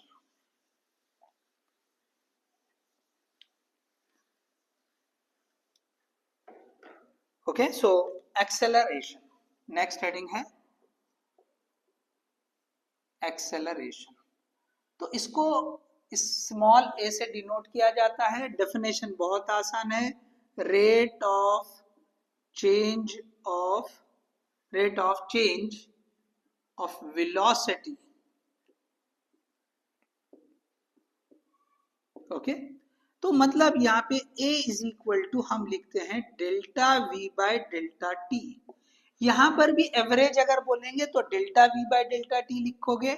और अगर हम यहाँ पे अगर इंस्टेंटेनियस की बात करेंगे, चलिए यहाँ पे हम एक पॉइंट लिख देते हैं कि भाई एक ऑब्जेक्ट u स्पीड से स्टार्ट कर रहा है, ओके सॉरी u स्पीड से जा रहा था, ओके u वेलोसिटी से सपोज, ठीक है, और उसको एक्सेलरेशन दिया गया, ठीक है ना, t टाइम के बाद, ओके एक्सेलरेशन बाद में पढ़ेंगे, चलो एक ऑब्जेक्ट u वेलोसिटी से जा रहा है और t टाइम के बाद उसकी वेलोसिटी v हो जाती है, ओके उसकी वेलोसिटी v हो जाती है, तो ये है change in velocity with respect to time. ये रेट मतलब कौन सा होता है, टाइम रेट, तो ये हो जाता है चेंज मतलब v minus you divide by t. तो यहाँ पे हम क्या ले रहे हैं, delta v is v minus you और डेल्टा t को हमने t मान लिया, तो फॉर्मूला बन जाता है a is equal to v minus u by t. तो ये एवरेज एक्सेलरेशन का फॉर्मूला है, किसका फॉर्मूला, ये एवरेज एक्सेलरेशन का फॉर्मूला है। अगर हम इंस्टेंटेनियस एक्सेलरेशन की बात करेंगे सो दैट विल बी सिंपली ये dv बाई dt हो जाएगा। तो अब देखें जैसा क्वेश्चन हमने वेलोसिटी के इसमें पढ़ा था v is equal to d x by d t, exactly वैसा ही क्वेश्चन यहाँ भी बनेगा, और जैसे ये हमने वर्कआउट किया है एग्जैक्टली हम ऐसे ही वर्कआउट करेंगे। अब खाली आप फर्क देखें, मैं यहाँ पे a लिखता हूँ और यहाँ पे ये बदलते जाता हूँ, बस ये बदल रहा हूँ, आप देखो क्या चेंज हो रहा है, ओके तो अब मैं यहाँ पे लिख रहा हूँ, okay this a is equal to dv by dt, तो ये हो जाएगा आपका dv इज इक्वल टू ये a dt, so dv is equal to ये, और ये इस तरह से v is equal to integral ये a dt। तो यहाँ पे अगर इसको मैंने इक्वेशन इसको 3 बोल दो और इसको आप 4 बोल दो, तो जिस तरह का क्वेश्चन हमने अभी बोला कैलकुलस में डिस्टेंस और वेलोसिटी सॉरी डिस्प्लेसमेंट और वेलोसिटी के लिए हो सकता है, उसी तरह से वेलोसिटी और एक्सेलरेशन के लिए भी होगा, ओके सेम, सिर्फ क्वांटिटीज बदल रहे हैं, सिर्फ क्वांटिटीज बदल रहे हैं, याद रखिए आप, क्वेश्चन उसी तरह का है, तो कैलकुलस के ऊपर उसी तरह से क्वेश्चन बनेगा। और फिर से बोलता हूँ कि भाई थोड़ा सा स्कोप नीट के लिए इसको कम किया हुआ है, ओके कैलकुलस को थोड़ा सा इस चैप्टर में विदाउट कैलकुलस बोला है, ठीक है ना, सो बट एनीवे जैसे मैं बोल रहा हूँ आगे वाले चैप्टर में तो यूज होने ही वाले हैं, तो क्यों ना हम यहाँ भी पढ़े, ठीक है, जेई के लिए तो हाई है, ओके सो इससे रिलेटेड डेफिनेटली हम जो है न्यूमेरिकल एक्सेशन में लेंगे। तो यहाँ पे आप समझ लें कि जैसे मैंने अभी बताया था डिस्प्लेसमेंट के लिए वेलोसिटी के लिए, वैसा ही यहाँ पर भी बनेगा, ठीक है। तो ये जो है आपको एक्सेलरेशन से रिलेटेड था। अब एक्सेलरेटेड मोशन है तो यहाँ पर ओके कुछ इक्वेशंस है काइनेमेटिक्स के कि भाई एक्सेलरेटेड मोशन में जो इक्वेशंस बनती हैं, तो बहुत ही पॉपुलर 3 इक्वेशंस, उसमें एक चौथी और एक इक्वेशन है, तो पहले आप ये जो है कॉपी कर लें, ठीक है। चलो चलिए कॉपी कर लिया आपने, ठीक है। अब देखिए एक क्वेश्चन जैसे जो है ना, ये जो टॉपिक है मैं यहाँ पर लिखकर कंक्लूड करता हूँ। मैंने आपको 4 इक्वेशन बता दिए हैं, एक बताया है मैंने आपको v is equal to d x by d t, और ये जो है x इज इक्वल टू हमने ऐसे लिखा इंटीग्रल v डी टी, ठीक है, ये एक इक्वेशन हो गई, ये एक इक्वेशन हो गई। इसी तरह से a is equal to d v by d t हो गया, और v is equal to integral a d t, ठीक है। तो देखो ये जो डेरिवेटिव होता है, ठीक है ना, यहाँ पे कैलकुलस में जो हम डिफरेंशिएशन जो बता रहे हैं, ये जो है अगर ग्राफ से रिलेटेड क्वेश्चन देखेंगे तो स्लोप होते हैं, और ये जो इंटीग्रेशन वाला फॉर्मूला क्या देगा, हमको एरिया देगा। तो ग्राफिकल क्वेश्चन हम आगे कवर करेंगे, ठीक है, आगे हम जो ना ग्राफिकल जो पार्ट है वो कवर करेंगे, क्वेश्चन तो करेंगे लेकिन ग्राफिकल पार्ट हम आगे लेंगे। तो 2 तरह के क्वेश्चन बनते हैं, एक जो है कैलकुलस पर जो क्वेश्चन बन सकते हैं वो बनते हैं ये कैलकुलस के ऊपर, और दूसरे जो है ग्राफिकल क्वेश्चन। तो ग्राफिकल क्वेश्चन अभी भी बहुत इंपॉर्टेंट है, नीट के लिए भी अभी भी बहुत इंपॉर्टेंट है, स्लोप या एरिया फाइंड करने के हिसाब से, ओके स्लोप या एरिया फाइंड करने के हिसाब से इसके ऊपर क्वेश्चन रहेंगे, तो उसको हम आगे कवर करेंगे, ठीक है। तो फिलहाल हम आगे बढ़ते हैं, हम एक्सेलरेटेड मोशन पे हैं। तो एक्सेलरेटेड मोशन से रिलेटेड जो इक्वेशंस हैं, ओके जिसको जनरली काइनेमेटिक्स इक्वेशन बोला जाता है, कुछ लोग जैसे जो है इसको गैलीलियोस इक्वेशंस भी बोलते हैं, ओके गैलीलियोस के जो इक्वेशन, ओके उन्होंने स्टार्ट किया था लॉज ऑफ मोशन के लिए, ओके तो उसी को आगे बढ़ाते हुए न्यूटन ने ये जो है डिजाइन किया है। तो ये जो इक्वेशंस है ओके, ये हमको स्टडी करना है, ठीक है। तो अब यहाँ पे हम सिंपली लिस्ट आउट करेंगे और आगे बढ़ेंगे, ठीक है। चलो, तो हेडिंग लगा दो काइनेमेटिक्स इक्वेशंस। अब इसके साथ में जो है ना, जो कुछ इंपॉर्टेंट रिलेशन है जो आपको डायरेक्टली यूज हो सकते हैं, वो सारे हम वन बाय वन हम कवर करते चलेंगे। ओके, सबसे पहले हम जो है ना, पहले इक्वेशंस काइनेमेटिक्स के लिख देंगे, ठीक है। तो हेडिंग लगा दो यहाँ पे kinematics equation, kinematics, kinematic equations, okay, kinematic equations. अब इसमें सबसे पहली, अब ये जो इक्वेशंस है ओके, बहुत मतलब वेल नोन है। तो नीट या जेई के हिसाब से क्या होगा, भाई डायरेक्टली इक्वेशंस यूज होने वाले, और ये जैसे बोर्ड के सिलेबस में भी जो है नहीं है कि प्रूफ करने के लिए आपको पूछा जाए, तो मेन आपको वो इक्वेशन समझे भी और याद रहना चाहिए। तो पहली इक्वेशन क्या होती है, v is equal to u plus a t होती है। दूसरी इक्वेशन होती है s is equal to u t plus half a t square होती है। तीसरी इक्वेशन होती है v square minus u square is equal to 2as। अब देखिए ये जो तीन इक्वेशन है ये बहुत कॉमन है। अब कुछ लोग जो है ना, एक चौथी इक्वेशन बोलते हैं और उसका नाम देते हैं okay displacement in nth second. Okay, nth second क्या मतलब है कि भाई ये जो इक्वेशन लिख रहे हैं यहाँ भी डिस्प्लेसमेंट के लिए, ये भी डिस्प्लेसमेंट के लिए आ रही है। चलो पहले हम इक्वेशन लिख देते हैं। Okay, s n is equal to, यहाँ पे जो इक्वेशन आती है ओके, ये जो इक्वेशन है s n is equal to, जैसे यहाँ यू है यहाँ भी यू है, ठीक है। अब इसके बाद यहाँ पे ये जो है a by two into two n minus one, तो कौन से नंबर का सेकेंड है ओके। तो ये दोनों में फर्क देखो, यहाँ पे एस एन लगा दिया nth सेकेंड, मतलब क्या बोल रहे हैं हम कि भाई थर्ड सेकेंड या फोर्थ सेकेंड या 10th सेकेंड, ये वाले सेकेंड में कितना डिस्टेंस ट्रेवल किया है, और ये वाला क्या है, जैसे फॉर एग्जांपल मैंने बोला थर्ड सेकेंड, तो ये जो है ना टोटल 3 सेकेंड का डिस्प्लेसमेंट देगा, और ये सिर्फ थर्ड वाले सेकेंड में कितना डिस्प्लेसमेंट होगा वो देगा। क्लियरिटी रखिए आप, दोनों में फर्क। एक और एग्जांपल, सपोज 10th बोला, तो यहाँ पे displacement after 10 second, 10 second, 10th नहीं, आफ्टर 10 सेकेंड, तो 10 सेकेंड में टोटल कितना डिस्टेंस ट्रेवल होगा या डिस्प्लेसमेंट होगा वो आपको ये देगा। और ये क्या देगा, 10th वाले सेकेंड में, मतलब 10वें सेकेंड में कितना डिस्प्लेसमेंट हुआ है वो आपको बताएगा, ठीक है। तो देखिए ये जो है ना इक्वेशंस काफी जो है पॉपुलर है। अब इसके साथ में मैं कुछ और इक्वेशंस आपको लिखते चलता हूं। ओके, चलिए इधर का रब कर देते हैं, जो आपको काफी यूजफुल होंगे। ओके, सो देखिए जैसे यहाँ पे मैं एक केस बता देता हूं। ओके, सिंपल समझिए आप, नेक्स्ट वाली इक्वेशन लिख रहा हूं, ये तो आपके मेन इक्वेशन हो गए। अब ये आगे बढ़ते हैं, ठीक है। देखो यहां से ये इस तरह से, सपोज एक ऑब्जेक्ट u वेलोसिटी से जा रहा है, उसकी वेलोसिटी v हो गई, कितनी हो गई है, v हो गई है, ठीक है। तो अब उसने जो है ना ये टोटल जो डिस्प्लेसमेंट कवर किया, या जो डिस्टेंस है जो भी बोले आप, ठीक है ना। तो अगर वेलोसिटी की बात करेंगे तो डिस्प्लेसमेंट होगा, ठीक है। तो ये इसकी सेंटर में यहाँ पर ओके, सेंटर में इसकी वेलोसिटी ओके क्या होगी, ठीक है, v मिड, इसको क्या लिखेंगे हम, v मिड, मिड पॉइंट पर। ओके, सपोज उसने 100 मीटर डिस्टेंस ट्रेवल किया होगा, तो 50 मीटर पर उसकी डिस्टेंस सॉरी उसकी वेलोसिटी क्या होगी, इनिशियली सपोज 2 होगी और finally suppose 10 metre per second होगी।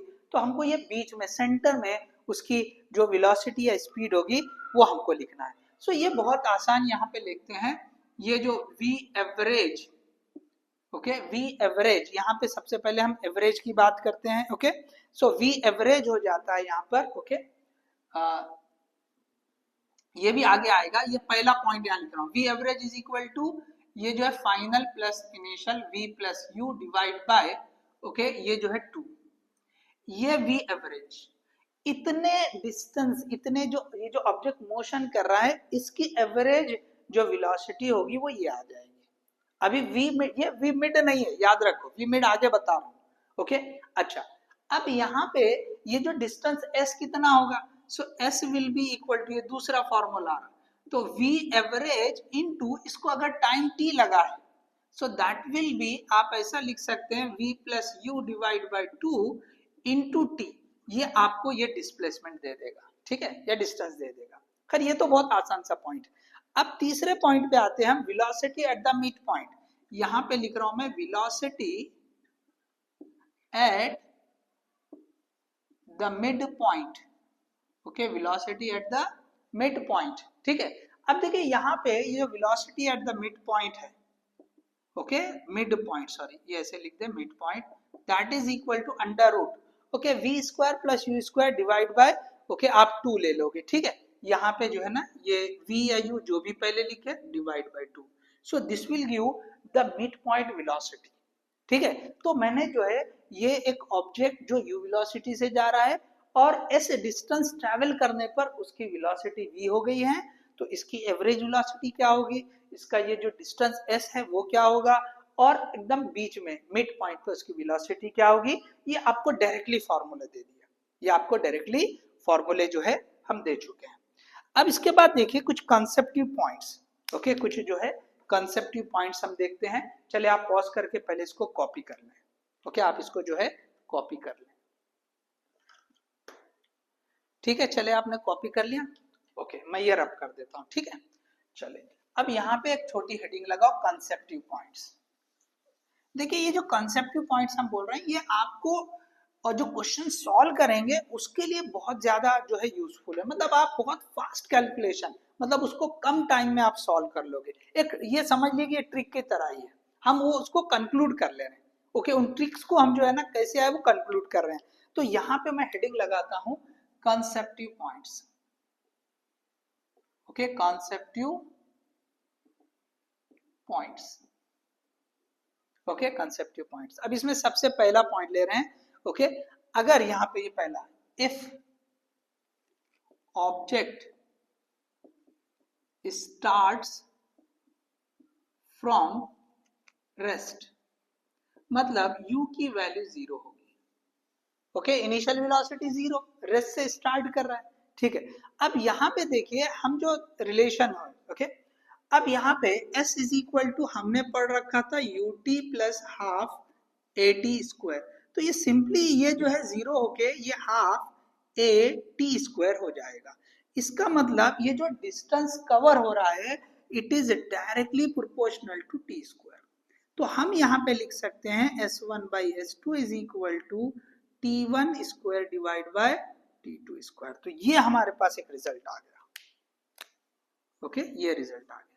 अब देखिए इसके अलावा इस जैसा एक और केस है जो है आपको क्वेश्चन मिलेंगे, ओके, पीवाईक्यू में भी मिलेंगे, स्टॉपिंग डिस्टेंस, जैसे एग्जांपल देता है कि एक कार जा रही 40 किलोमीटर की स्पीड से, ब्रेक लगाने पर जो है वो इतने इतने डिस्टेंस पर रुक गई, तो अगर 40 किलोमीटर की जगह 60 किलोमीटर से जा रही, तो ये जो इस तरह का जो क्वेश्चन है उसको भी हम डायरेक्टली जो है कर सकते हैं, कोई ज्यादा हमको काइनेमेटिक्स के इक्वेशन लेके सॉल्व करने की जरूरत नहीं। अब देखिए उस तरह का केस यहाँ बता रहा हूं मैं, आप समझे, तो ये जो कॉन्सेप्टिव पॉइंट्स है उसको भी आप अच्छे से जो है याद रखें। तो मैं यहाँ पे सेकेंड पॉइंट ले रहा हूँ, ओके, ये सेकेंड पॉइंट, तो यहाँ पे हम क्या लेंगे, ओके, स्टॉपिंग डिस्टेंस, इसको आप हेडिंग लगा दो, जैसे ये लिखा था ये if object start from rest, यहाँ पे stopping distance,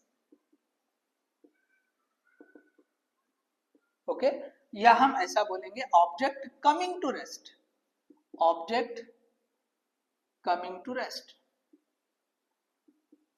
object is coming to rest, तो रेस्ट में आ जा रहा है ऑब्जेक्ट, तो इसका मतलब इसकी जो फाइनल वेलोसिटी क्या रहेगी, वो 0 रहेगी, this is v is equal to 0। अब देखिए यहाँ पे अब जो इक्वेशन है, इक्वेशन नंबर 3 आप देखो, तो हमने लिखा था v square minus u square is equal to 2as। अब ये जो है ना स्पीड कम हो रही है, अब एक्सेलरेशन जो है, ठीक है, देखो एक्सेलरेशन में थोड़ा सा आप एक पॉइंट ऐड कर लो, एक्सेलरेशन पॉजिटिव कब होगा, निगेटिव कब होगा, ओके, जब स्पीड बढ़ेगी, वेलोसिटी बढ़ेगी तो एक्सेलरेशन पॉजिटिव होता है, और अगर वेलोसिटी कम हो रही तो एक्सेलरेशन निगेटिव होता है, उसको हम डिसेलरेशन भी बोलते हैं, रिटार्डेशन भी बोलते हैं, ठीक है।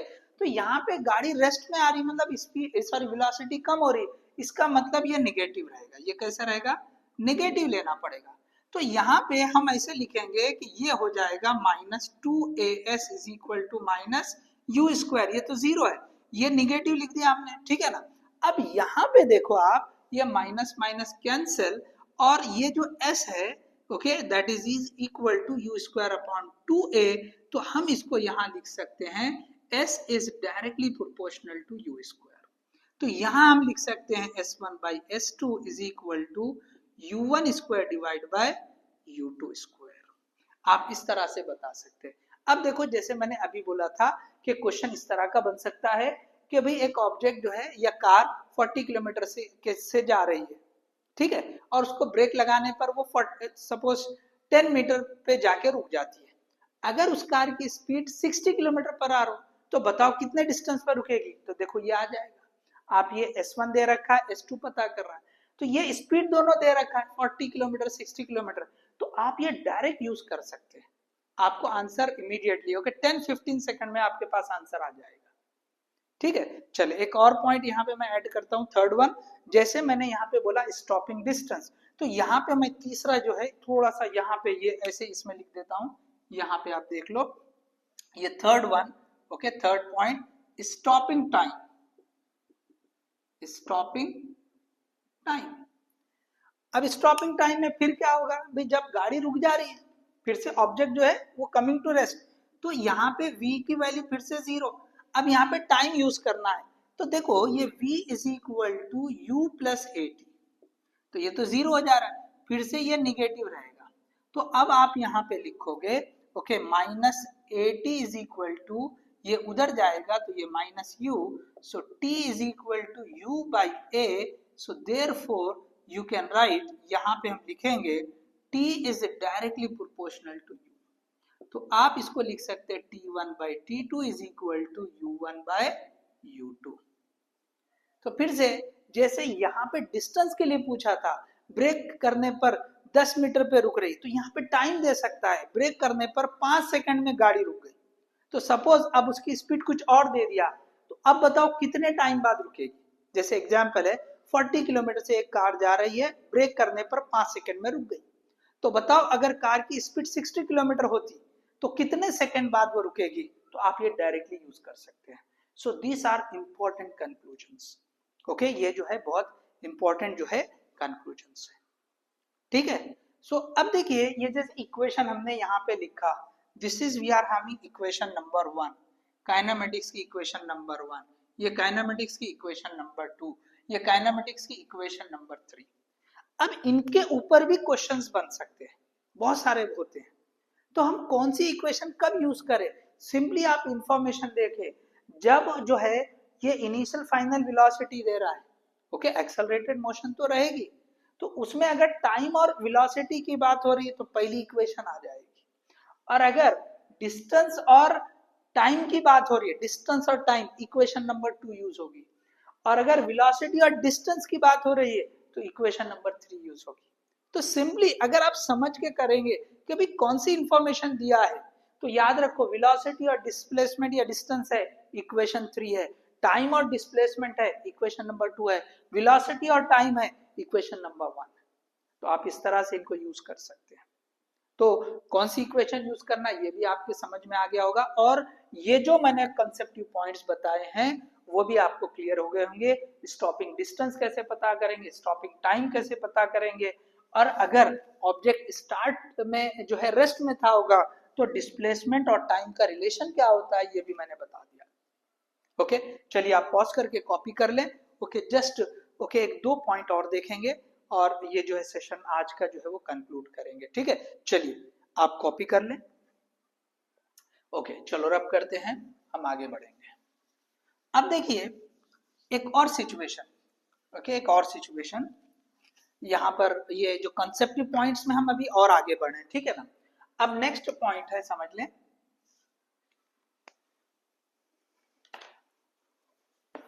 ओके, थोड़ी सी एक हेडिंग लगा दे तो आपको अच्छे से याद रहेगा। Accelerating from rest, okay accelerating from rest, okay यहां पे हेडिंग लगा देता हूं मैं, एक्सेलरेटिंग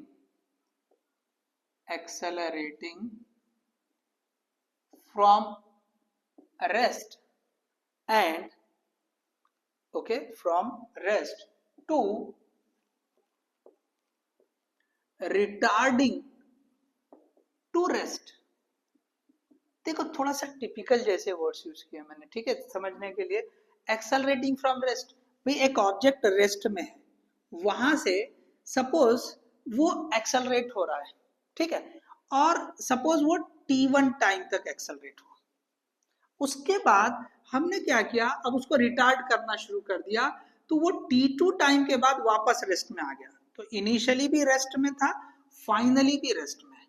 तो हमने इनिशियली एक्सेलरेशन, सपोज जो कॉमनली यूज होता है, ओके, आपको ये कई सारे इसमें मिल जाएगा, अल्फा इज द एक्सेलरेशन और बीटा जो है रिटार्डेशन या निगेटिव एक्सेलरेशन। मतलब आपने क्या किया, ऑब्जेक्ट को एक्सेलरेट किया तो उसकी जो है वेलोसिटी बढ़ती बढ़ती चली गई, t1 टाइम तक आपने बढ़ाया, ओके, t1 टाइम तक आपने एक्सेलरेशन अल्फा दिया। अब आपने t1 टाइम के बाद क्या किया, उसको रिटार्डेशन दिया, डिसेलरेशन करना शुरू कर दिया। तो देखो ये वो पॉइंट होगा जहां पर वेलोसिटी जो है मैक्सिमम होगी। क्या होगी, यहां पर ये जो है मैक्सिमम वेलोसिटी होगी, ओके। तो ये वाले केस में, ओके, यहां पे लिखेंगे what will be maximum velocity, what will be maximum velocity. तो ये जो है ना क्वेश्चन आपको आता है, ओके, आप पीवाईक्यू में भी देखे या कई सारे मटेरियल में आप चेक कर ले, ये आपको रहेगा ही रहेगा। तो अब यहाँ पे हम क्या करें, direct formula, okay, direct formula. ये देखो इतने हिस्से के लिए टाइम t1, इतने हिस्से के लिए टाइम t2, तो मैं यहाँ पे बता रहा हूँ, ओके, चलो इधर वाला मैं रब कर देता हूँ, ये रब कर देंगे, ओके, चलो ये रब कर देंगे हम, चलिए ये रब कर दिया हमने, ओके।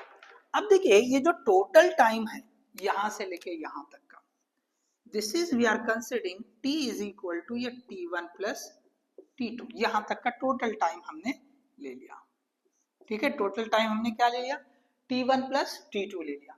तो अब देखो ये जो vmax है कितना सिंपल है, याद रखो, देखो vmax is equal to alpha time beta divide by alpha plus beta into t, ये जो टी है टोटल टाइम, बस ये फॉर्मूला यूज हो जाएगा।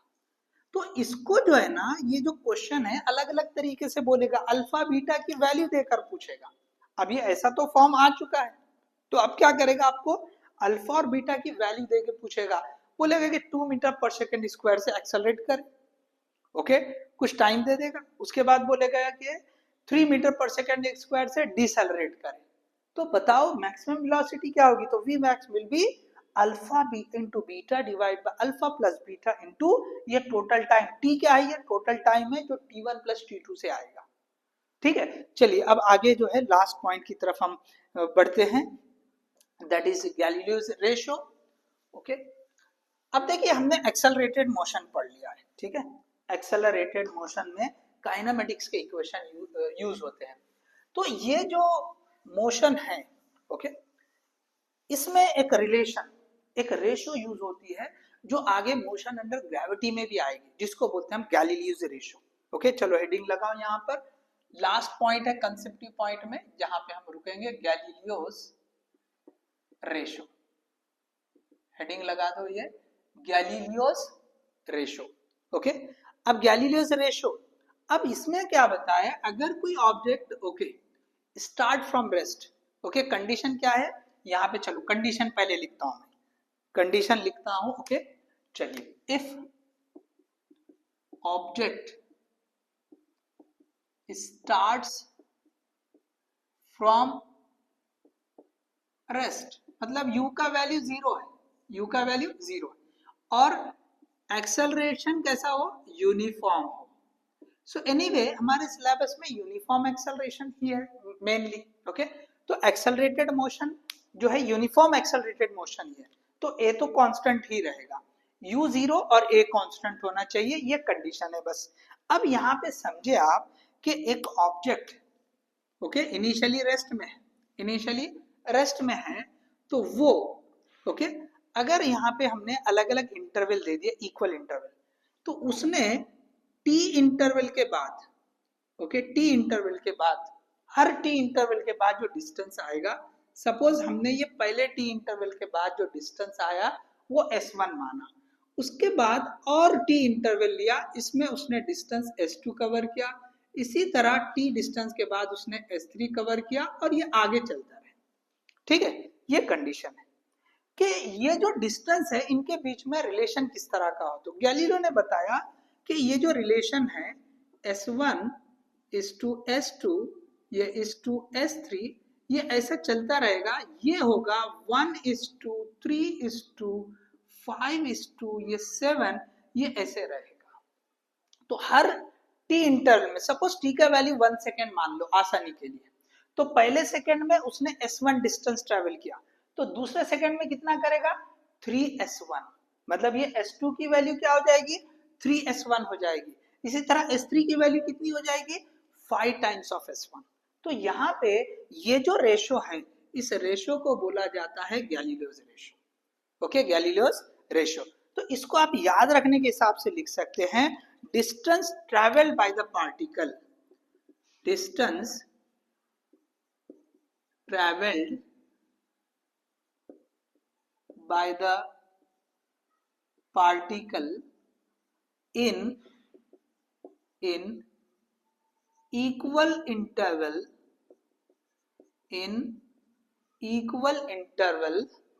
okay, in equal interval of time, is given by Galileo's ratio. Okay, this is we are having Galileo's ratio. So देखिए ये जो है, जो एक्सेलरेटेड मोशन या काइनेमेटिक्स इक्वेशन जो थे उसको यूज करते हुए हमने डिस्कस किया है। तो देखिए यहाँ पर जो इनिशियल पार्ट था, ओके, जो इनिशियल पार्ट था मोशन इन 1D का, तो उसमें हमने लगभग जो है ये कई सारी चीजों को कवर कर लिया है। तो फाइनली हम जहाँ पे रुके हैं, जो कंसेप्टिव पॉइंट्स मैंने बोला था, तो उसमें से स्टॉपिंग डिस्टेंस, स्टॉपिंग टाइम, और जो है जब इनिशियली रेस्ट में होता है ऑब्जेक्ट तो डिस्टेंस और टाइम का रिलेशन क्या होता है। उसके बाद हमने जो है ये इस तरह की जो कंडीशन होती है एक्सेलरेशन रिटार्डेशन के केस में मैक्सिमम वेलोसिटी और गैलीलियोस रेशो, तो यहीं पे हम जो है आज का सेशन जो है कंक्लूड करते हैं। Hope you understood everything. अगर कुछ नहीं समझा है तो आप कमेंट कर सकते हैं। Okay, thank you.